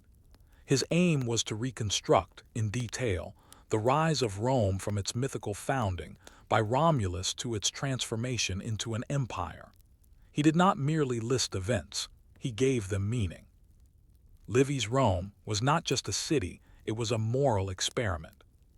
He wrote of integrity and decline, of bravery and betrayal. He spoke often of virtue's manly excellence, pieta's duty, and disciplina discipline. But he did so with a historian's restraint, not a politician's urgency. His preface says it all. What profit can be drawn from the study of history, I do not know, unless it be this, that you behold instances without number of every kind of conduct placed on record. To Livy, history was a mirror, not a sermon, not a celebration. The Livian style. Even in translation, Livy's prose feels deliberate, balanced, and deeply Roman. He favors narrative structure over rhetorical flourishes. Events unfold logically, with causes and consequences clearly drawn. He is not as sarcastic as Tacitus, nor as forensic as Sallust. He rarely moralizes outright, but his choices, what he includes, what he omits, carry quiet judgment. He was fascinated by turning points moments, when a city or commander faced crisis, and responded well or poorly. His descriptions of Hannibal's campaign read like slow-burning suspense. His account of the rape of Lucretia, or the treason of Coriolanus, are as emotionally charged as any Greek tragedy. And yet, Livy always returns to the theme of Rome's identity, how the Republic, despite its flaws, endured. This tone, the mix of stoic distance and personal reverence, shaped how later historians wrote history. How Livy influenced the world. Despite losing most of his work, Livy became one of the founding fathers of historical narrative in Western literature. In the Roman world, his surviving books were standard reading for centuries. Emperors read him, generals cited him, schoolboys recited his tales of Roman courage. In the Christian Middle Ages, his work was adapted by Isidore of Seville, Bede, and other compilers of universal history. In the Renaissance, Livy became a central figure in debates over republicanism. Political theorists, especially Niccolò Machiavelli, used Livy's narratives to draw lessons about liberty, corruption, and the balance of power. Machiavelli's Discourses on Livy is not a commentary on the text, but a political treatise built on Livian foundations. It argues that republics must be constantly renewed through struggle, that virtue must be enforced, and that freedom requires vigilance. Even in 18th and 19th century Europe, Livy was read by historians and statesmen alike. His view of Rome as a moral project informed the rise of national histories France, Britain, Germany, all seeking to tell their own ob urb candida. Absence as influence. There is a paradox here. Livy shaped the world not only by what he wrote, but by what we lost. The absence of the later books, the era of Sulla, Caesar, and Augustus, left a vacuum. Later writers, lacking Livy's voice, filled it with their own. Suetonius, Appian, Plutarch, and Dio Cassius dominate our understanding of the late Republic. But had Livy's books survived, the narrative would likely differ. For example, was Caesar portrayed by Livy as a savior or a tyrant? Did Livy endorse Augustus's regime or merely tolerate it? How did he interpret the end of the Republic, as decline, as destiny, as tragedy? We may never know, and yet the very fact that we ask these questions reveals Livy's centrality. The quiet tragedy of lost memory. Livy's story is not just about Rome, it is about the fragility of knowledge. He devoted decades of his life to writing ob urb candida. He researched sources, gathered oral traditions, and likely consulted senatorial records and family archives. His effort was unmatched. And yet, because of chance, because of fire, mildew, war, and forgetfulness, most of it is gone. This is not unusual. Of all ancient literature, scholars estimate that less than 10% has survived. What's unusual is that Livy's loss is visible. We know the book numbers, we have the outlines, we know what should be there. His missing volumes are ghosts with names. Why do we still read Livy? Livy is not fashionable today. His values, honor, patriotism, discipline, may seem distant. His Rome is often idealized. His women are symbols more than people. His foreigners are enemies, rarely understood. And yet we return to him. We return because Livy does something rare. He invites reflection. He offers no easy heroes. He mourns while he explains. He wonders whether Rome's greatness came from virtue or from violence. He makes no grand conclusions. He simply tells us again and again, this is what happened, now judge for yourself. The stone beneath the river. If the Tiber were to give up its secrets, if some underground vault were opened beneath the Palatine Hill, would we find the rest of Livy? Perhaps a damaged scroll, a faded codex, a full book misfiled in some monastic library. It's possible. Every few decades, a new papyrus is discovered, a line from Sappho, a fragment of Aristotle, a lost comedy of Menander. Hope remains. But even if we never find the full set, we still possess Livy's vision. He believed that people matter, that decisions echo, that the past is not merely for remembrance but for use. And so we are left to wonder. What would Livy have said of Rome's final fall in 476 CE? Would he have seen in it the same cycles he chronicled: hubris, decline, and rebirth? Would he have told us gently that even empires forget themselves? And if history is not just what is written, but what is remembered, What else lies missing from the shelves of time? Story 4. The Silent Streets of Ostia Antiqua. You are standing on a stone road, warm with the morning sun. Dust drifts between marble columns. The scent of salt air hangs heavy. Somewhere nearby, gulls scream over the Tiber's sluggish mouth. And beneath your feet, the worn stones of the Decumanus Maximus stretch straight to the harbor. This is Ostia, Antiqua, the port of ancient Rome. But there are no ships here now. No shouting stevedores, no ox carts loaded with grain, no temple chants or tavern brawls. Only silence. The city lies still, preserved in time, its vibrant past muffled by centuries of mud and memory. Once the lifeline of the empire's capital, Ostia gradually slipped into obscurity, not with a cataclysm but with a whisper. In this story, we follow the strange, slow vanishing of Rome's most vital port, a city that shaped daily life in the capital yet vanished almost entirely from history books. This is not a tale of glorious conquest or fiery destruction. It is the story of ordinary lives, invisible trades, and the quiet erosion of purpose. A city built on grain and salt. Ostia was founded, according to tradition, in the 7th century BCE by Rome's fourth king, Ancus Marcius. Its name Ostia comes from the Latin ostium, meaning mouth, as it sat at the mouth of the Tiber River, where fresh water met the sea. It was not just Rome's gateway to the Mediterranean, it was the logistical heart of the capital. Without Ostia, there would have been no bread for the poor, no oil for the lamps, no wine for the taverns. Every day, ships arrived carrying grain from Egypt, oil from Hispania, wine from Gaul, and luxury goods from the east. These were unloaded onto docks and transferred up the Tiber by flat-bottomed barges, sometimes pulled by oxen walking along towpaths.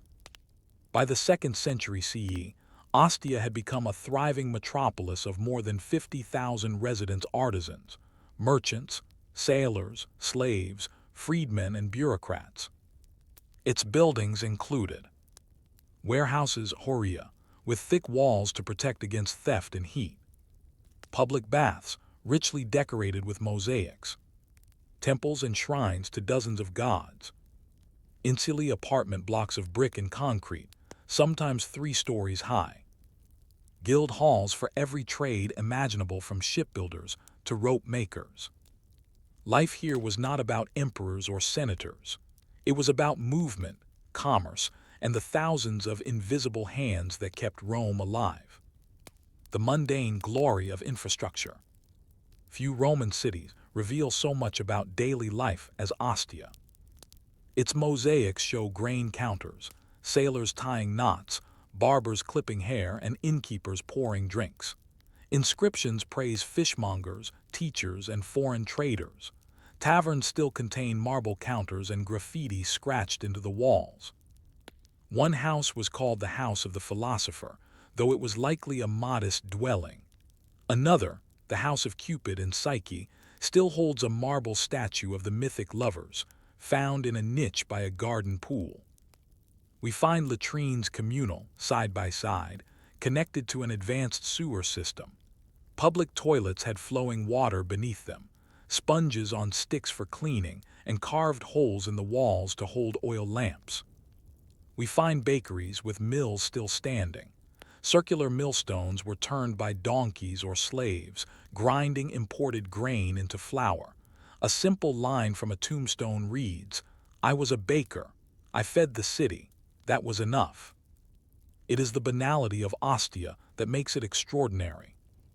Here was a city designed not for glory but for function, and in that function it became indispensable.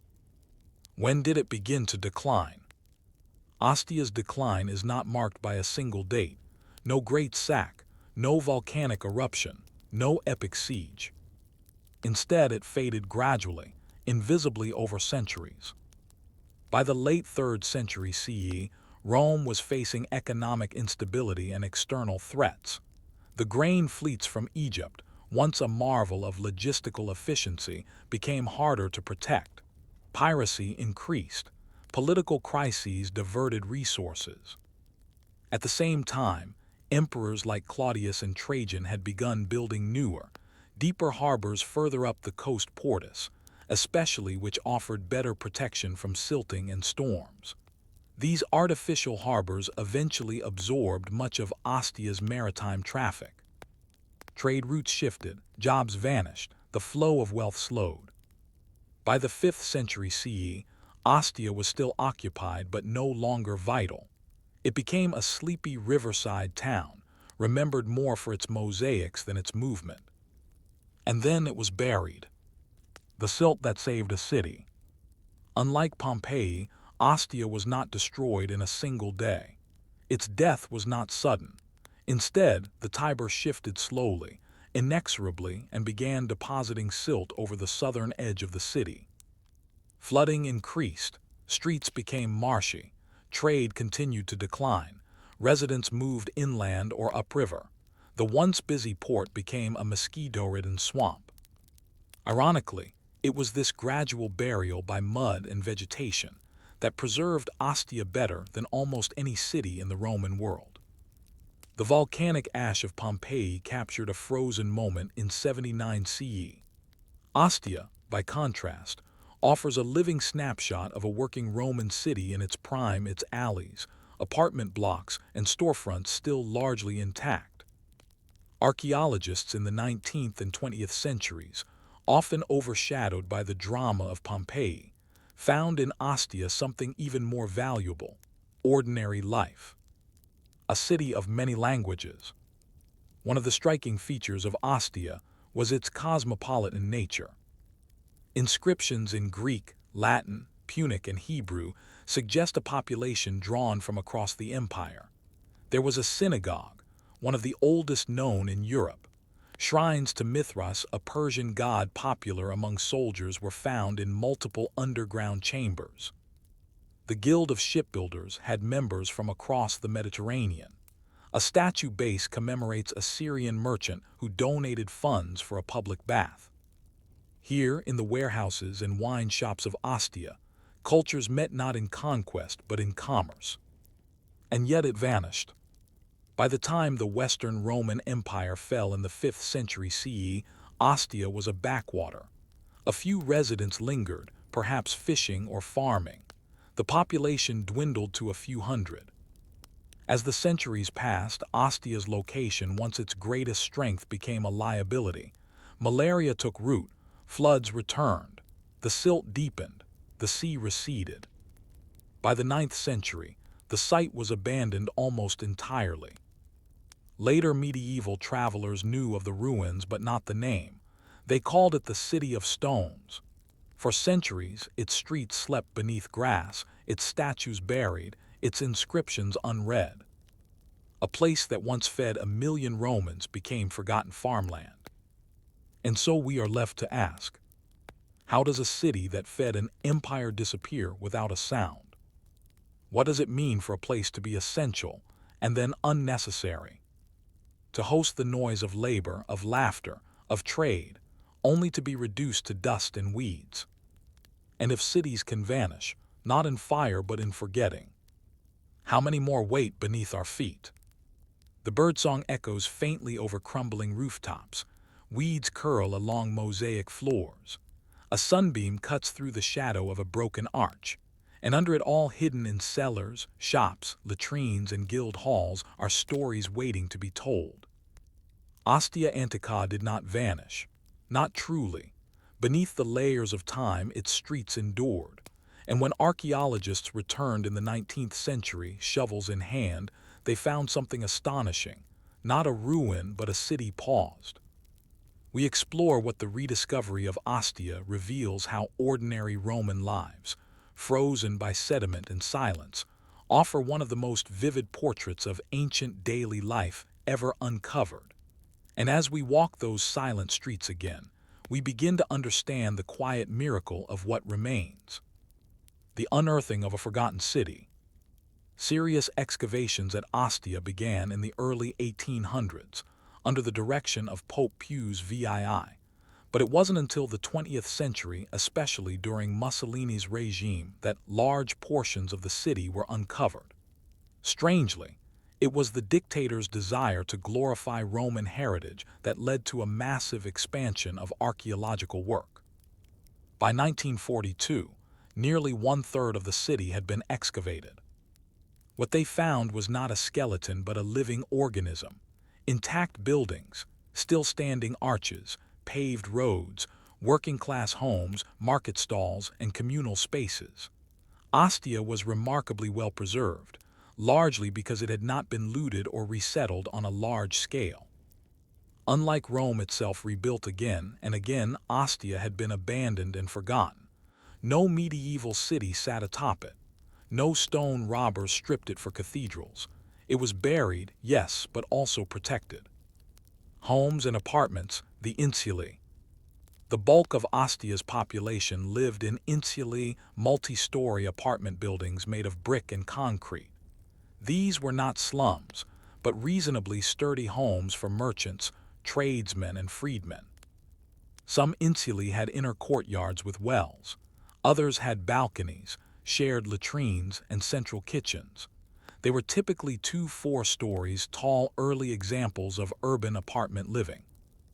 Graffiti scratched into plastered walls gives voice to their residents. Lucia loves Sabinus. I paid 6 asses for oil, thief. Don't trust Aurelius, he lies about weights. These apartments weren't just shelters.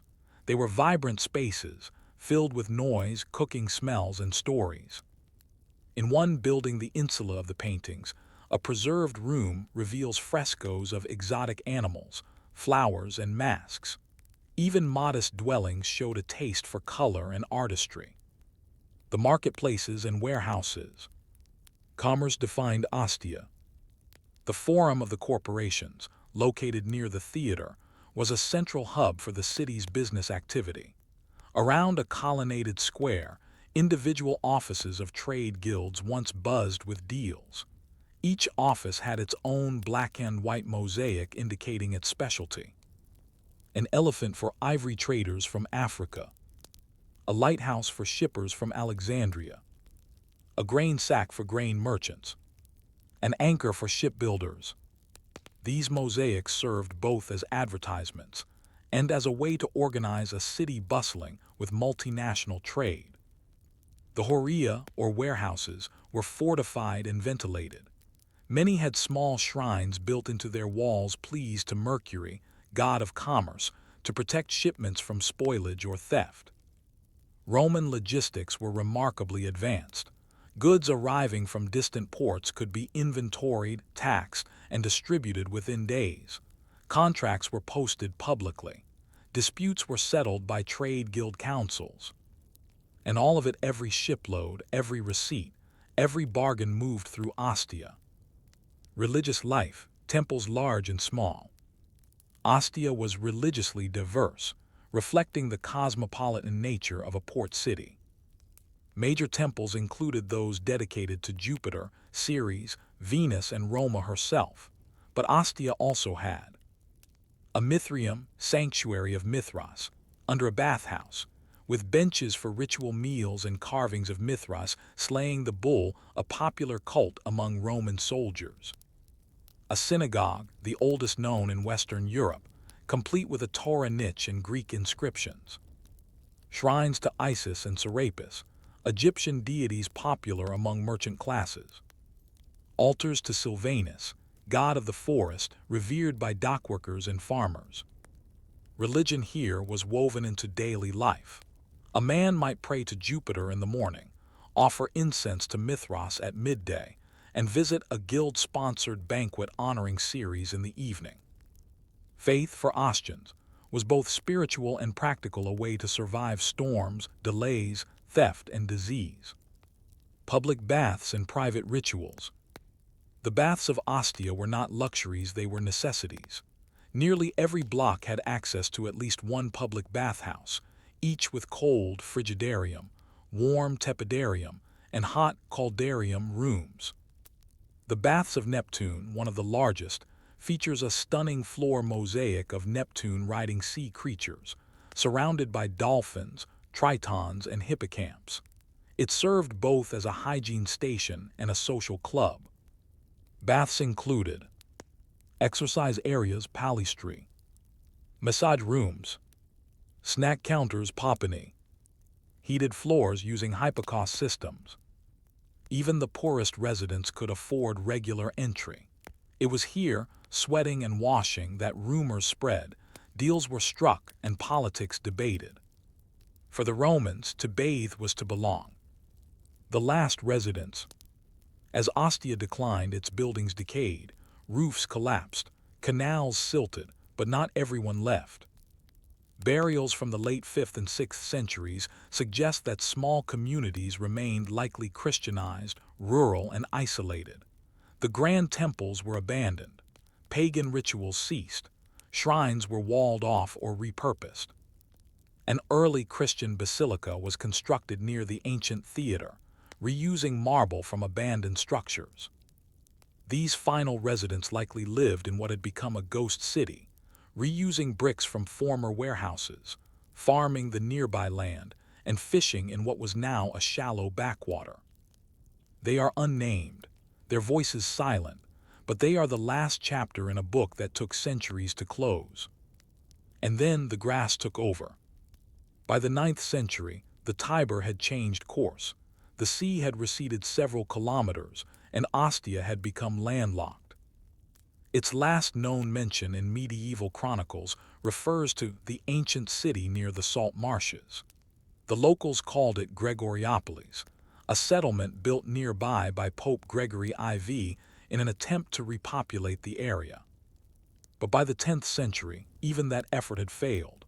Malaria, invasions, and economic collapse sealed Ostia's fate. The port that once fed the empire was gone. And so we are left to ask, what does it mean for a city to outlive its purpose? How do we measure the importance of a place that never sought glory but kept the world fed? And if all our roads and networks, our servers and shipments, were to vanish tomorrow, would archaeologists someday dig up our warehouses and say, "This is where everything moved, and then one day it stopped"? It is late afternoon. The sun slips behind ruined walls, casting long shadows across the mosaic floors of a long-forgotten shop. The air is thick with stillness. A cracked marble plaque leans against a weathered column, its inscription faint but legible. You run your fingers across it. A name, a trade, a date. We walk with care through the echoes of Ostia, not to mourn what was lost, but to listen for what remains. Because beneath the silence, the city still speaks. A living museum of the ordinary. Unlike Rome, whose grandeur towers in basilicas and forums, Ostia's majesty is modest. Here, the extraordinary lies in the everyday. Stairwells, oven bricks, door hinges, carved thresholds worn down by centuries of passing feet. Where Rome boasts emperors, Ostia boasts occupations. Every block, every wall testifies to labor. A workshop still holding terracotta lamps, shaped and stacked for trade. A tavern counter embedded with cup holders and surrounded by benches. A bakery's millstones one, still marked with the name of the freedman who owned it. A laundry Fulanica, with shallow vats and sloped floors where workers stomped clothing in alkaline urine. A latrine decorated with marine life mosaics, tucked beside a market. These are not remnants of power, they are remnants of participation. Ostia's legacy is not political or military, it is logistical. And that legacy is what allowed the rest of the empire to function. The forgotten majority. Most of what we know of Roman life comes from the elite, senators, poets, generals, emperors. They wrote the history, they commissioned the monuments, they were remembered. But Ostia offers the rarest of gifts, a portrait of everyone else. The inscriptions here name dockworkers, bakers, freed slaves, barbers, and midwives. There are tombstones for foreign merchants, epitaphs for public bath attendants, and graffiti from soldiers passing through. One tombstone reads, "Here lies Secundus, a port laborer. He lived 27 years. May the earth lie lightly upon him." Another in Greek, To Isidora, hairdresser whose hands brought joy, her sisters weep for her still. It is easy to forget that the Roman Empire, like every empire, ran on the energy of millions of such people. They do not appear in Livy's histories or Cicero's speeches, but here, in Ostia, they stand visible once more. Preservation through neglect. Ostia's exceptional state of preservation stems not from effort but from abandonment. Unlike Rome, which evolved into the capital of Christianity and later modern Italy, Ostia froze in time. Its fate was to be forgotten rather than transformed. No modern city built atop it. No medieval fortifications reused its walls. No Renaissance palaces quarried its stones. Instead, the silt came, the river moved, the grass grew. And beneath it all, the city waited. Today, walking through Ostia is unlike visiting any other Roman ruin. You do not look down into foundations as you do in Rome. You walk through houses, under arches, into courtyards. You occupy the space. And in that occupation, you come close to something precious: continuity. Archaeology as listening. Archaeology at Ostia has moved beyond excavation. It is now an act of listening. Technologies like ground-penetrating radar and 3D mapping have revealed a far larger city than previously thought sections still buried, including suburban villas, tombs, and the old shoreline. Digital reconstructions show how light moved through homes, how rainwater flowed through drains, how frescoes glowed in the lamplight. Meanwhile, scholars reanalyze old inscriptions, reevaluate discarded debris, and piece together social networks from guild rosters and religious dedications. The past here is not just found, it is reassembled. Ostia as historical counterweight. In Roman studies, there is a tendency to center on the exceptional: Caesar's conquests, Nero's excesses, Trajan's campaigns. But Ostia serves as a counterweight, a reminder that most Romans lived lives shaped by necessity, not glory. Here we find the architecture of compromise, apartments that balance space, cost, and community. The economy of scarcity, small shops stretching limited goods across a city of needs. The resilience of community, religious pluralism thriving without state coercion. The politics of utility, guilds replacing aristocrats in local influence. Ostia reminds us that Rome was not just a city of marble and empire, but of dust and effort. The emotional weight of survival. There's a strange emotion that lingers in Ostia, not awe, but intimacy. Standing in a modest apartment's upper room, you see where a family might have eaten, slept, quarreled. In a temple courtyard, you find burnt offerings still scattered in the ash. On a tavern wall, a scratched game board tells you that someone, bored and alive, once passed the time there. The grandeur is not absent, but it is personal. Where Pompeii shows us a world destroyed, Ostia shows us a world used up. Ostia today, a city reclaimed by silence. Ostia Antica today is a historical park, quiet, expansive, lightly visited compared to Pompeii or the Roman Forum. Tourists wander its streets in small numbers. Birds roost where pigeons once fought over bread scraps. Grasses sway where goods were once unloaded by sweaty hands. And still, the city holds stories. Volunteers and researchers continue the slow work of cataloging and preserving. Inscriptions are digitized, mosaics cleaned, walls stabilized. Each year brings new discoveries, not of treasures but of lives. We are still reading Ostia, not just as a ruin but as a text. The echo that remains. Ostia did not burn, it was not conquered. Its end came not with blood but with inertia. That, perhaps, is what makes its story so haunting. Most cities fall in noise. Ostia fell in silence. And in that silence, we hear ourselves. We see the fragility of the systems we depend on: trade routes, supply chains, river mouths, cultural habits. We see how prosperity is not a wall against disappearance, but a stage from which the final curtain can fall. and we remember that every city, no matter how vital, can be forgotten.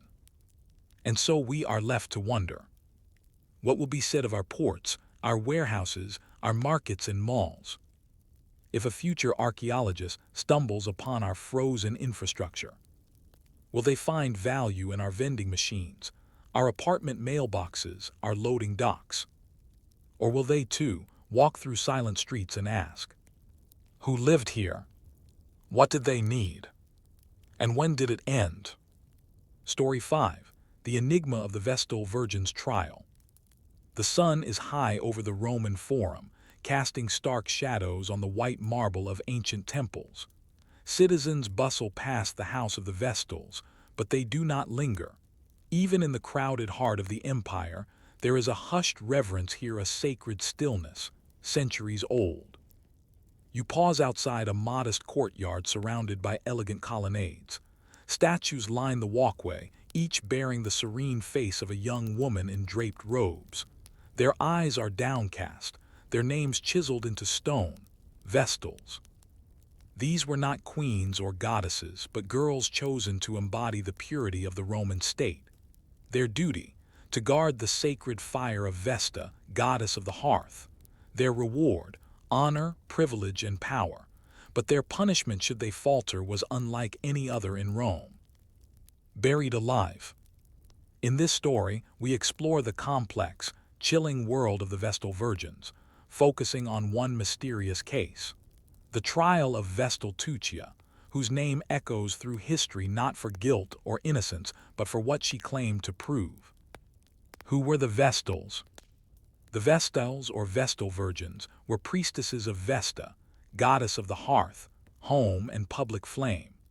Unlike most Roman priests who were male and held short-term roles, the Vestals were girls selected before puberty and committed to 30 years of service. They were Rome's sacred daughters, and their responsibilities were immense. Maintain the eternal flame in the temple of Vesta. If the flame went out, it was a bad omen for the city. Prepare sacred grain cakes, mola salsa, used in sacrifices. Safeguard the palladium, a mysterious object linked to Rome's divine destiny.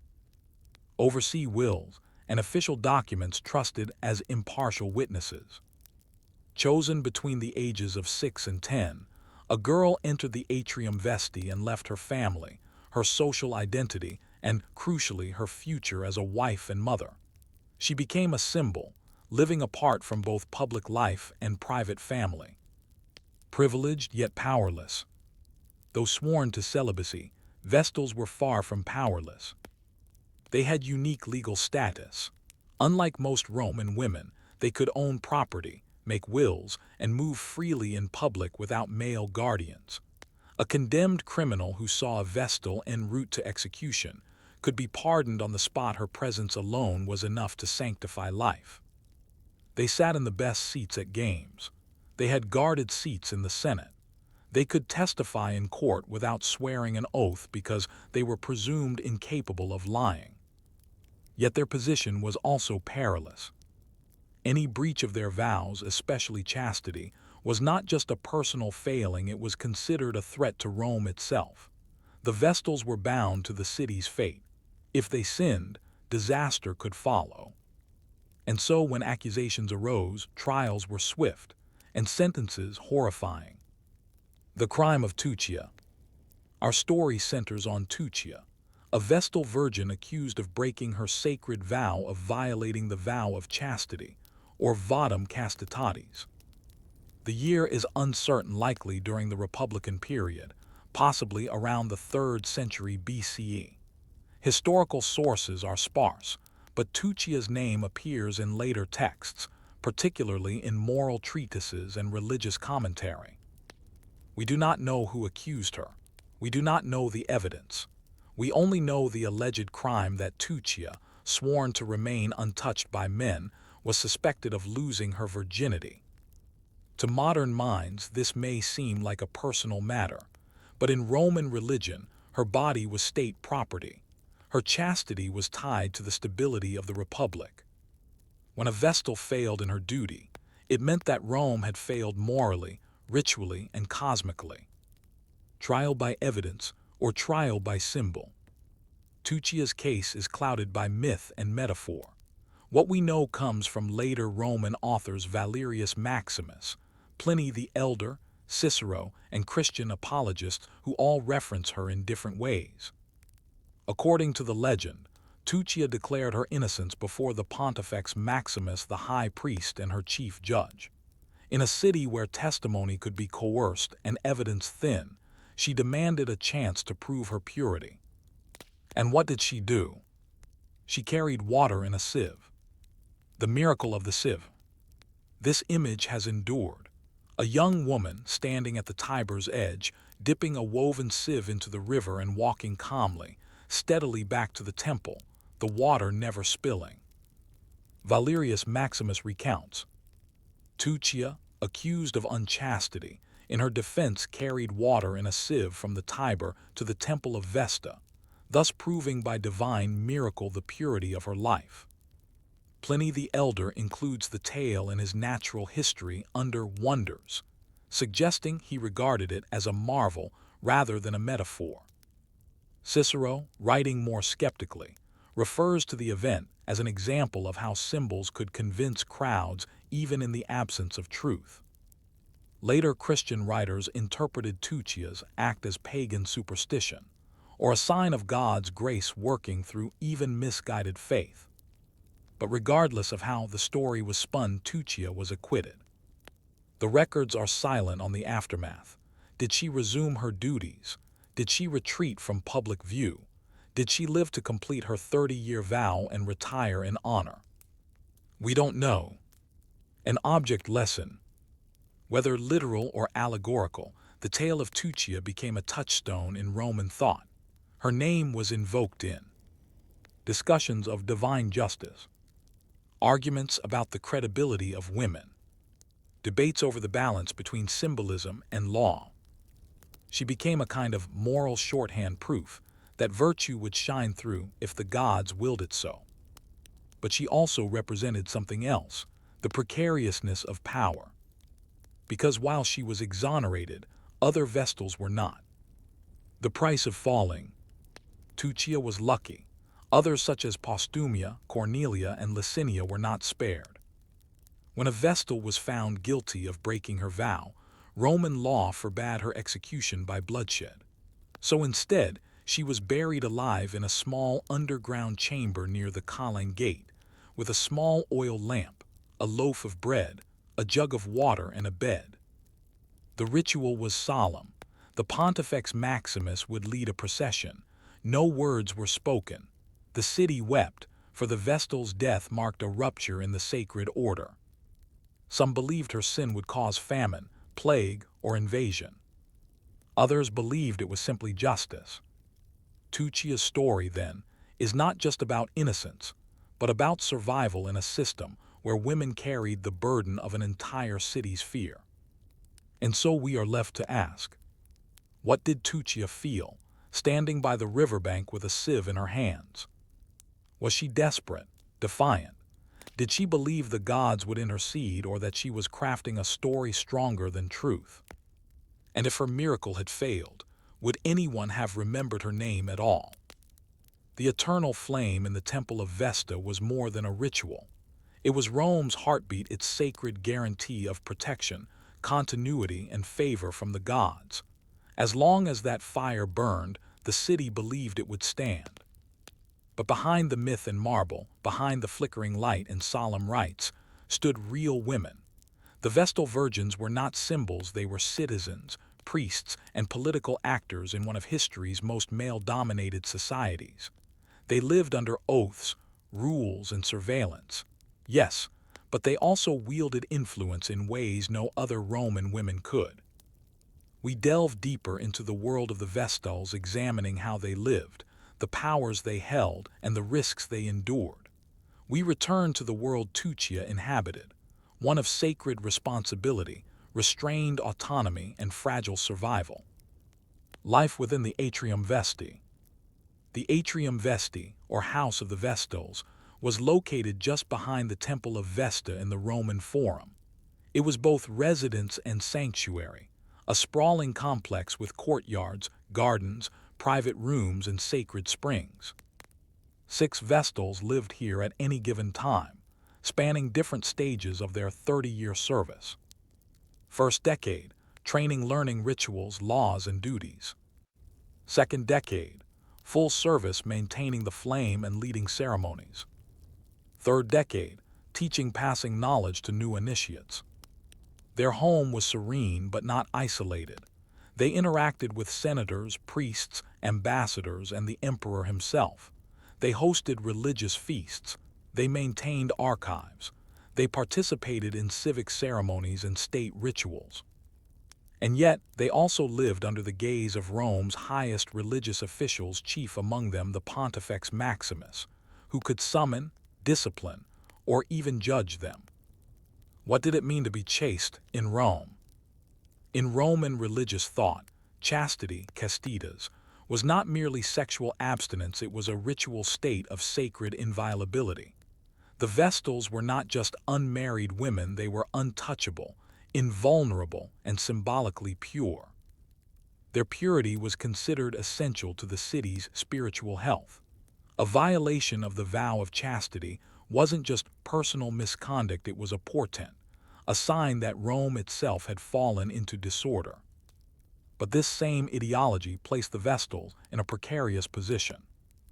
If a military defeat occurred, a plague spread, crops failed, or prodigies were seen, e.g., animals giving birth to monsters, the blame might fall on the chastity of the Vestals. This led to periodic cleansings, trials meant to restore spiritual balance. Some historians believe that several accusations against Vestals were politically motivated, used to shift blame or signal reform. Tuccia's case may have fallen into this category. Her miracle, whether myth or fact, was a defiance of a system that sought her as a scapegoat. The Vestals and political power. Despite their religious isolation, Vestals were among the most visible women in Roman public life. They sat in the front rows of the Colosseum with senators, had legal authority to pardon prisoners or slaves, were often present at treaty signings, temple dedications, and civic oaths, could own property, a right denied to most women, could bequeath wealth, influencing noble families and politics. In several recorded cases, Vestals intervened in legal and political affairs. For example, during the Catiline conspiracy in 63 BCE, a Vestal named Fabia, sister-in-law to Cicero, was protected from slander by the Senate, showing her political insulation. In the early empire, Vestals served as witnesses to imperial succession, blessing new emperors and safeguarding relics. Their visibility made them politically useful but also vulnerable.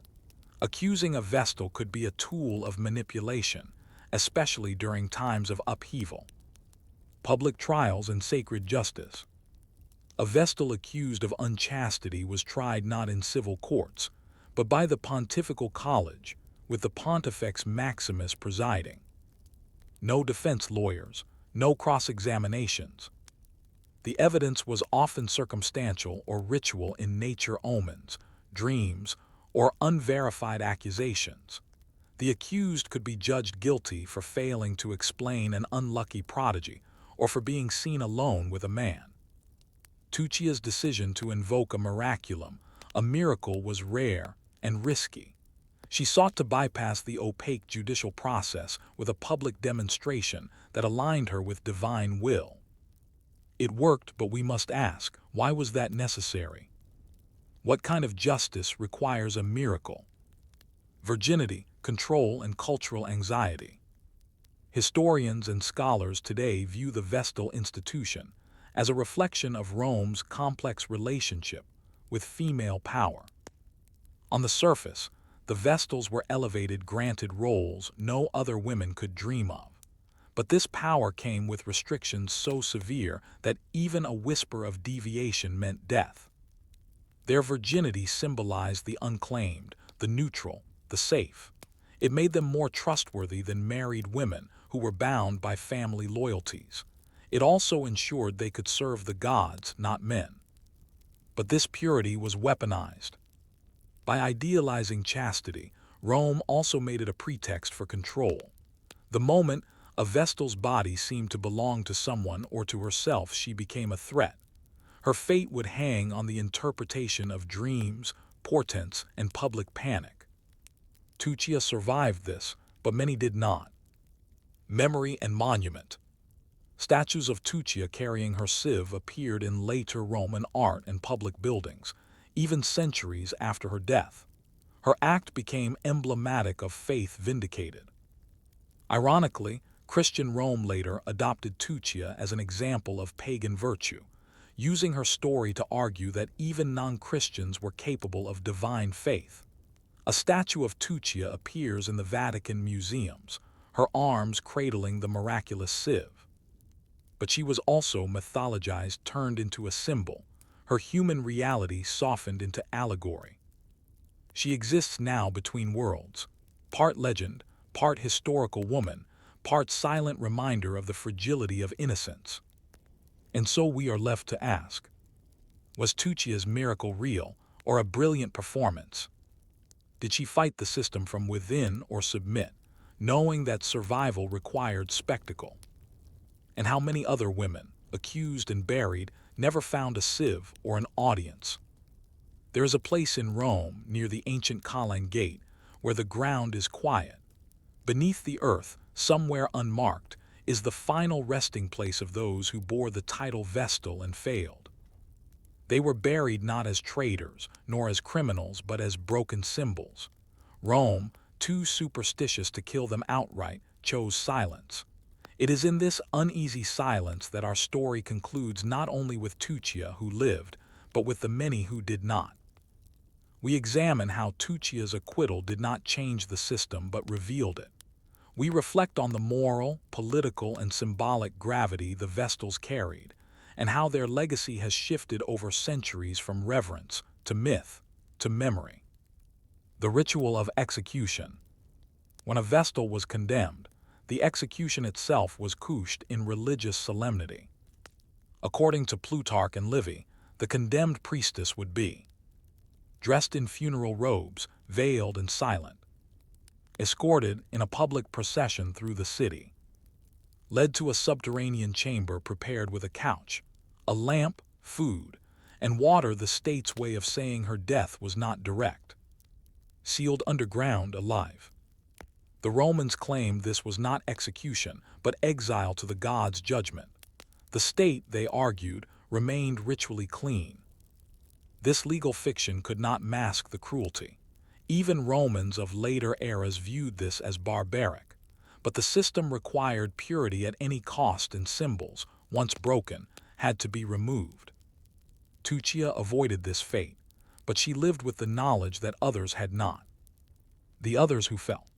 Tuccia's story becomes even more striking when we consider the fate of other Vestals throughout Roman history. Postumia, 5th century BCE. Accused of unchastity for being too flirtatious and dressing too informally. Ultimately acquitted. Her case reveals how even personality or appearance could provoke suspicion. Licinia, 1st century BCE. A relative of Julius Caesar, accused of a secret affair with him. Though likely innocent, the political climate was volatile, and she barely escaped conviction. Emilia, Marcia, and Licinia, 114 BCE. 3 Vestals were accused during a wave of religious anxiety. Initially acquitted by the Pontifex Maximus, they were retried by a special court. 2 were found guilty and buried alive. These episodes show that Tuccia's miracle was an outlier. More often, accusations led to death. Her story is remembered not because she was a priestess, but because she was one of the few who survived an accusation with her life and name intact. Why did the Vestal system endure so long? The institution of the Vestals lasted over 1,000 years. From the monarchy through the Republic and into the Empire, the flame of Vesta continued to burn. Why?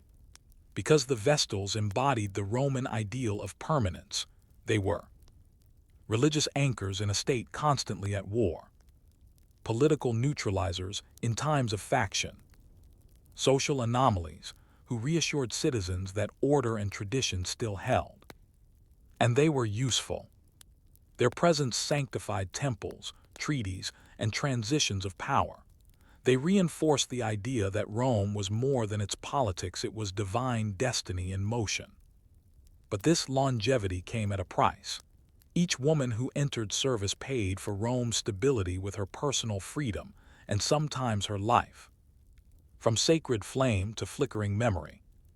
By the 4th century CE, as Christianity rose and pagan rituals were suppressed, the Vestal order began to wane. In 394 CE, Emperor Theodosius I officially disbanded the order and extinguished the flame of Vesta. The temple fell into disuse. The atrium Vesti became ruins. No new girls were chosen. The last known Vestal, Celia Concordia, disappears from the record in that same year. For centuries, the Vestals were remembered only as relics of a fallen paganism, symbols of Rome's old gods and old ways. But they have since been reclaimed in history, art, and feminist scholarship not as divine symbols, but as complicated figures who navigated power, peril, and politics in extraordinary ways. Tuccia in retrospect. Tuccia's act, whether miracle or metaphor, has echoed across cultures. She appears in Renaissance paintings, often with a sieve overflowing with water, serene and composed. In Enlightenment thought, she is a paradox, evidence of rational virtue or religious superstition, depending on the viewer. In modern scholarship, Tuccia is discussed as a performer of resistance, a woman who used the tools of her confinement, symbolism, ritual, purity, to protect herself. Her story raises more questions than it answers. Was she truly innocent, or simply clever enough to frame herself as sacred? Did she believe in her miracle, or did she understand that Rome needed the illusion more than the truth? Did she win her freedom, or merely escape punishment? The fire and the sieve. The juxtaposition of fire and water, the eternal flame, and the sieve's flood makes Tuccia's legacy especially poetic. Fire represented Rome's continuity, water her defense, the sieve impossibility. And yet the act worked because it had to. Rome could not afford a broken symbol that year, so the miracle, real or not, was accepted. And Tuccia passed into memory not as a failed Vestal, but as a paragon of chastity. The lasting questions. Tuccia's tale leaves us with enduring thoughts not about religion or law alone, but about society's need for moral exemplars and the dangers of such needs. What does it mean to base national identity on the behavior of a child priestess? How many miracles in history were simply necessary fictions? And how many women's lives were shaped or shattered because a system needed them to embody virtue? Rome buried its disgraced Vestals in silence, but it also raised the loyal ones in marble, ensuring they would be seen but never heard. Tuccia is different. Through her act, her name became louder than her silence. Final reflections, the sacred and the human. In the end, the story of the Vestals is not just about religion or politics. It is about the human cost of symbolism. These girls, taken from their homes, lived as holy figures in a society that both revered and distrusted female agency. They were not allowed to fail, and when they did, the punishment was not just death but obliteration. Tuccia's defiance, whether staged or sincere, is remarkable because it punctured that system. She refused to vanish quietly. She demanded proof, and she gave it. And so we remember her not as a saint, or a martyr, or even a miracle worker, but as a survivor. Story 6. The Lost Legion of the Ninth Hispana. The Roman Empire was built on the strength of its legions, disciplined, relentless, and loyal. These were not just military units. They were the steel backbone of Roman civilization. Yet among them, one name endures not for its victories, but for its vanishing: the Ninth Legion Hispana. What happened to this elite force? Why did it disappear from the historical record? And how did its mysterious end come to capture the imagination of generations? We trace the rise of the Ninth, its bloody service on the frontiers of the empire, and the last known traces of its existence. We begin not with myth, but with marching orders on the misty edge of the known world. The Ninth Hispana, origins and reputation. The Legio IX Hispana, or Ninth Legion of Spain, was one of the most storied units in Roman history. Formed sometime before 58 BCE, likely by Julius Caesar himself, it fought in the Gallic Wars under Caesar, Caesar's civil war against Pompey, the Cantabrian Wars in Spain, the Roman invasion of Britain under Emperor Claudius in 43 CE. The Hispana title likely came from its role in subduing the Spanish provinces, but the Ninth was more than a name. It had a reputation for endurance under pressure. Caesar called it to his side in some of his most dangerous campaigns.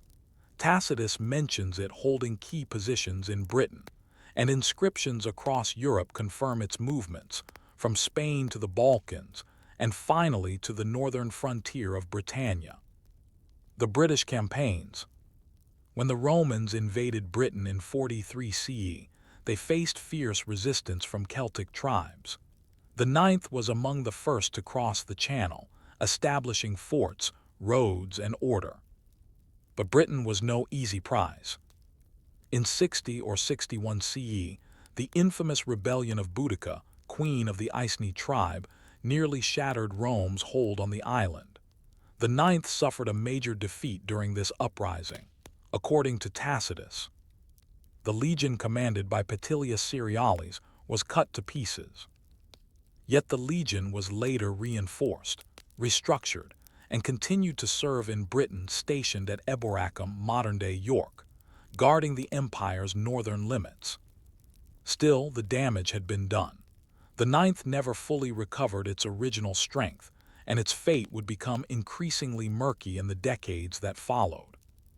The last confirmed trace, York. The final firm archaeological evidence of the Ninth Legion comes from a building inscription in Eboracum, York, dated around 108 CE. It reads, "The Ninth Legion built this gate." After that, the historical record falls eerily silent. There are no further inscriptions, no mentions in military rosters, no clear dispatches from later historians. It simply vanishes. Most Roman legions leave long paper trails, lists, medals, tombstones, discharge documents. But the Ninth, nothing. It is as though it walked into mist and never returned. Where did they go? The theories begin. The silence has led to centuries of speculation, especially among modern historians and enthusiasts. A few dominant theories have emerged. 1. Destroyed in Britain. This is the most popular and dramatic theory. The Ninth may have marched north from York into Caledonia, Scotland, to confront hostile tribes. Somewhere beyond the frontier, they were ambushed and annihilated. This idea is supported by the ongoing unrest in northern Britain at the time, the construction of Hadrian's Wall just a few decades later, possibly to replace what the Ninth lost, the total lack of later records. But no Roman historian records such a catastrophe. Could a full legion disappear without a trace and without a word? 2. Transferred elsewhere and lost. Another possibility is that the Ninth was redeployed perhaps to Germania, the Danube frontier, or even Armenia, and destroyed in battle far from Britain. There is a tile stamp found at Nijmegen, Netherlands, that mentions the Ninth, dated slightly after 108 CE. Some take this as evidence that part of the legion left Britain. But again, after that, nothing. If they were lost elsewhere, why no commemorations? No mention in the detailed records of Emperor Marcus Aurelius' reign. 3. Disbanded or merged. A less thrilling theory is that the Ninth was quietly disbanded or absorbed into another legion due to low numbers or political changes. It may have simply faded from identity without a formal destruction. This fits with Roman military pragmatism. Units were sometimes merged, especially if their numbers dwindled or if they suffered dishonor. But for such a famous legion, wouldn't someone have noted its ending? The rise of the legend. In the absence of firm evidence, the legend of the lost Ninth Legion grew. It became the subject of novels, films, and television. The Eagle of the Ninth by Rosemary Sutcliffe, 1954, later adapted into the film The Eagle, 2011. Repeated references in popular history books and documentaries. Portrayals of doomed last stands beyond the Roman frontier. The idea of a vanished army, swallowed by wilderness and memory, is compelling. It resonates with modern anxieties, that even mighty institutions can vanish, unrecorded and unmourned. But was this truly the case? The absence that speaks. Historians continue to debate. New finds occasionally shift the conversation: an inscription here, a coin there. But so far, nothing has conclusively solved the riddle. The Ninth Legion may lie beneath the turf of Scotland, or in a forgotten graveyard along the Danube. Or perhaps its story was intentionally erased, its failure too politically inconvenient to preserve. In a culture obsessed with memory, could forgetting be the greatest punishment? And so we are left to ask, did the Ninth march north into shadow, never to return? Did it fall in battle, swallowed by bog and forest? Or was it lost not in war but in bureaucracy, its name rubbed from the record like so many others? And if we cannot find them, what else might we have lost to time, unrecorded, unremembered? The northern frontier of Roman Britain was never secure.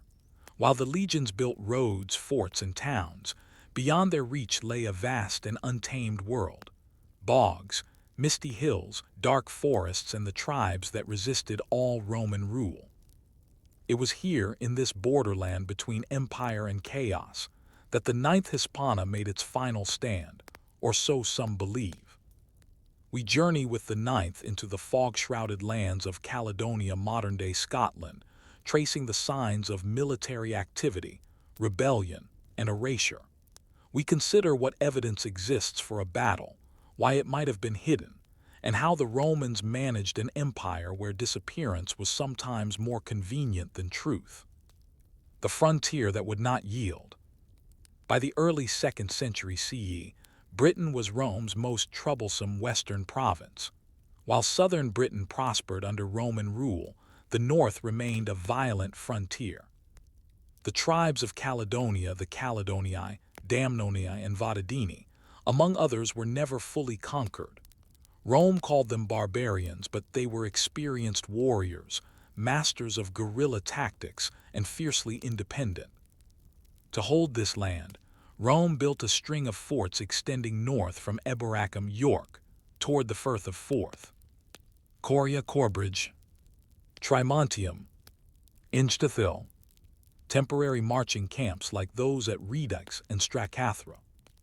These were not mere outposts, they were assertions of Roman dominance. But even as Rome built, the land resisted.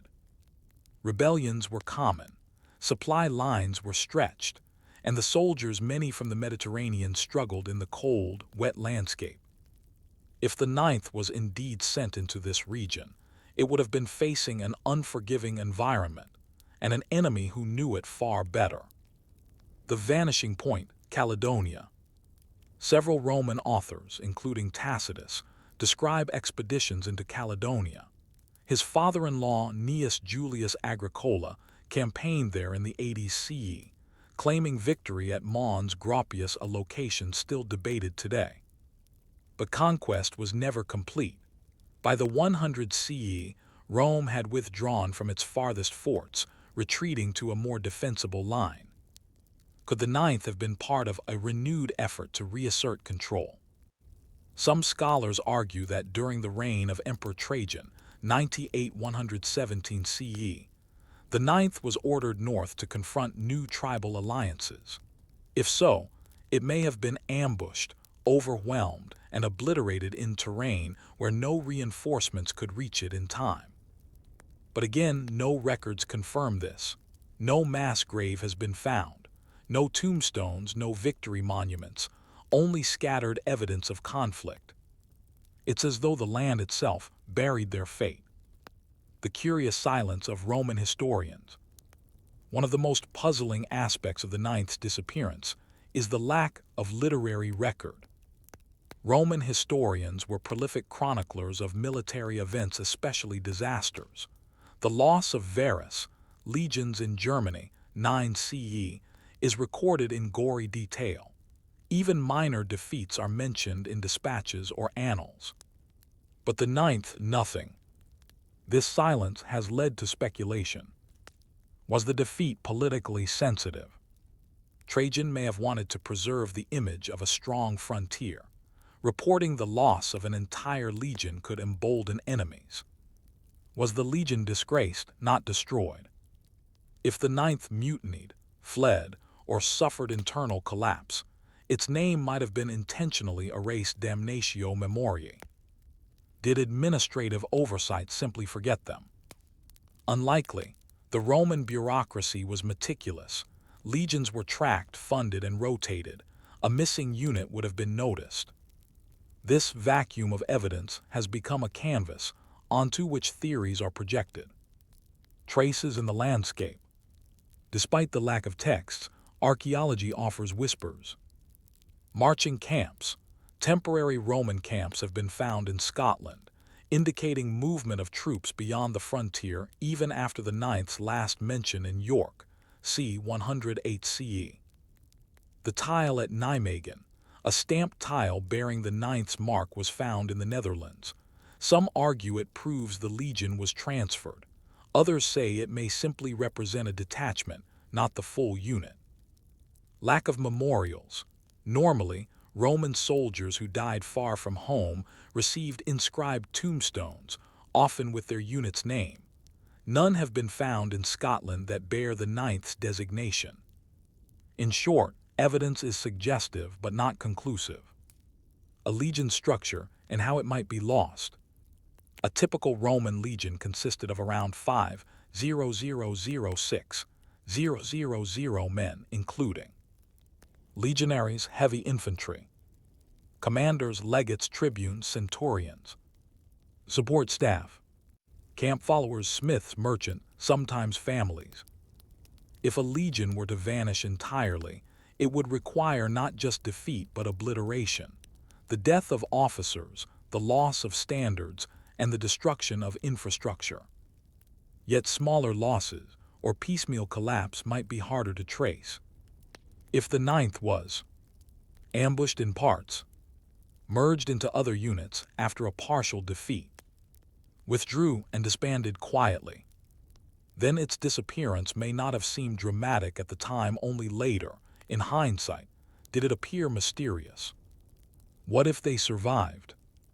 There are alternate theories suggesting the ninth did not vanish at all, but was renamed under a new emperor, absorbed into the second adiatrix or other nearby units, or even transferred east, with some scholars claiming traces in Armenia or Judea.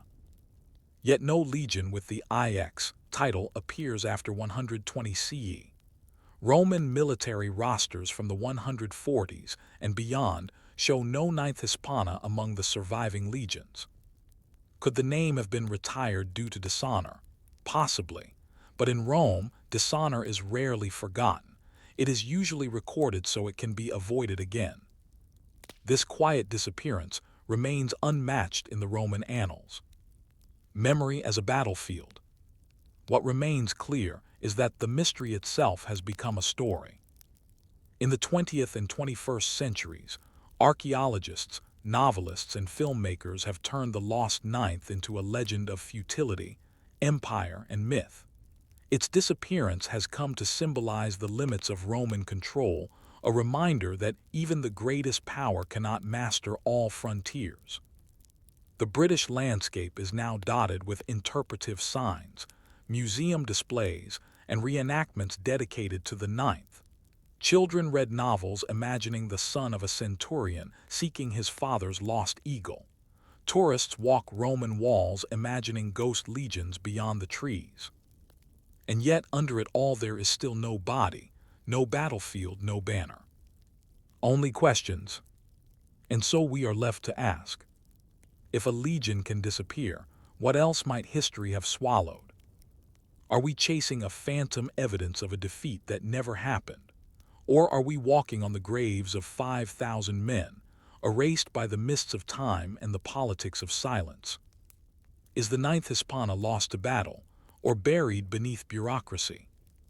The Ninth Legion Hispana, once the pride of Caesar's armies, survivor of the Gallic Wars, an instrument of imperial conquest, ends its long march not in the pages of military triumph, but in a void so complete, so silent, that it has become louder than any known defeat. What happened to the ninth? The absence of certainty, the patchwork of guesses, and the elusiveness of evidence have transformed a forgotten legion into an enduring enigma of Roman history.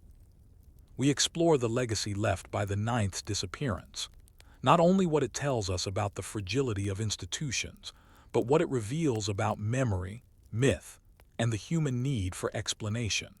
We close by considering how silence, intentional or accidental, has its own power in shaping the past.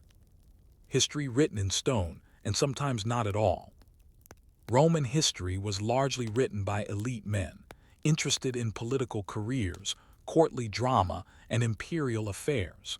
They documented the actions of emperors, governors, and generals, but they rarely recorded the deaths of common soldiers, unless the event was spectacular or symbolic. In this light, the disappearance of a single legion, while troubling, was not necessarily remarkable to them. The ninth may have been wiped out in a minor campaign, deemed too embarrassing or inconsequential to record, reassigned or restructured, with no notable victories afterward, quietly dissolved during a bureaucratic shuffle. Yet to us, in the modern world, the idea of an entire military unit vanishing without explanation is deeply unsettling. It feels unfinished, like an unsolved crime or a torn page from a vital manuscript. The silence becomes the story. Empire at the edge. Rome's imperial strategy hinged on strength both real and perceived. The loss of a single legion, particularly in a restless province like Britain, could signal weakness to both friends and foes. Imagine this: an ambitious general leads the ninth into hostile terrain. They are ambushed by northern tribes. Few survivors return. The campaign fails. The emperor, facing tensions in Dacia or the Parthian front, cannot afford to publicize such a defeat. What happens next? Survivors are reassigned quietly. The unit name is retired to avoid stigma. Records are buried, forgotten, or never created. In a world without modern journalism or transparency laws, silence could be a strategic choice. And so, the story of the ninth becomes one of politics, perception, and preservation of imperial image. Legion as symbol, the power of absence. In modern times, the ninth has become more than a military unit, it has become a metaphor. For the limits of empire, especially at its fringes. For the weight of memory, and what we choose to remember or forget.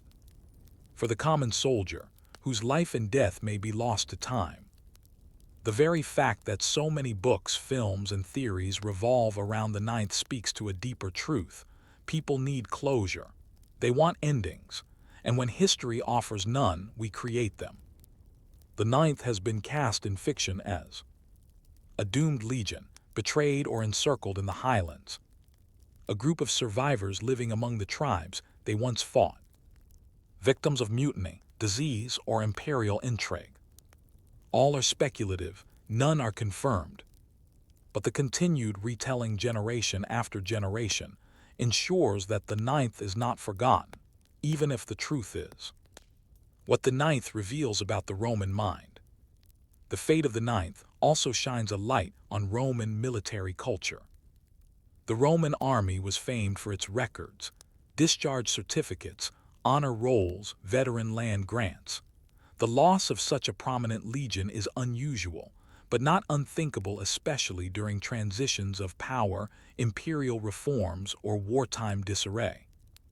It is possible that the ninth's disappearance coincided with the expansionist reign of Trajan, where focus shifted to the east, the consolidation under Hadrian, who pulled back from overextended frontiers, a desire to rebrand and regroup after failures.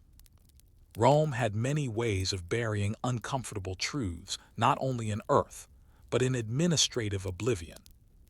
A cold wind from the north. The British climate, so alien to the Mediterranean soldier, may have played a role too. Soldiers from Spain, North Africa, or southern Italy would have faced freezing winters, treacherous terrain, marshes and highlands ideal for guerrilla ambushes, hostile locals with nothing to lose. A prolonged campaign in Caledonia could have become a slow erosion, not a single catastrophe, but months of attrition, desertion, and decay. In this theory, the ninth did not fall in one battle. It simply died in pieces, scattered by time and hardship. No historian recorded the final gasp, because it was never dramatic enough to deserve it. Hadrian's Wall, a silent memorial. After 120 CE, the Emperor Hadrian ordered the construction of a massive stone wall across northern Britain. Hadrian's Wall, stretching 73 miles, it was meant to solidify the frontier and limit Roman expansion. Some scholars suggest that Hadrian's Wall was, at least partly, a reaction to the ninth's disappearance. Was it a line drawn in grief, a retreat from overreach, or a symbol that Rome had learned not all lands could be held? Hadrian never spoke of the ninth, but the wall itself, so solid, so final, may say what his words did not. And still the earth keeps its secrets. To this day, archaeologists continue searching for a mass grave in northern Britain, a cache of weapons or armor bearing the ninth symbol, a written record tucked in a dusty archive somewhere in the ruins of a Roman outpost. So far, none has been found. Perhaps the truth lies beneath a farmer's field, waiting for a rainy season to expose it. Or perhaps the ninth was meant to disappear, a victim not only of war, but of a world that had no interest in preserving the full truth. Final reflections, the weight of silence. The ninth Hispana reminds us that history is not a complete tapestry, it is a collection of surviving threads, woven together as best we can. Some stories end with closure, others, like the ninth's, end with questions. We ask, what does it mean to serve an empire that forgets your name? How many people in history have died not in failure, but in obscurity? And how do we, today, choose which silences to preserve and which to break? The ninth marched north. Perhaps they died there, perhaps they did not. But in their disappearance, they achieved something remarkable. They became immortal.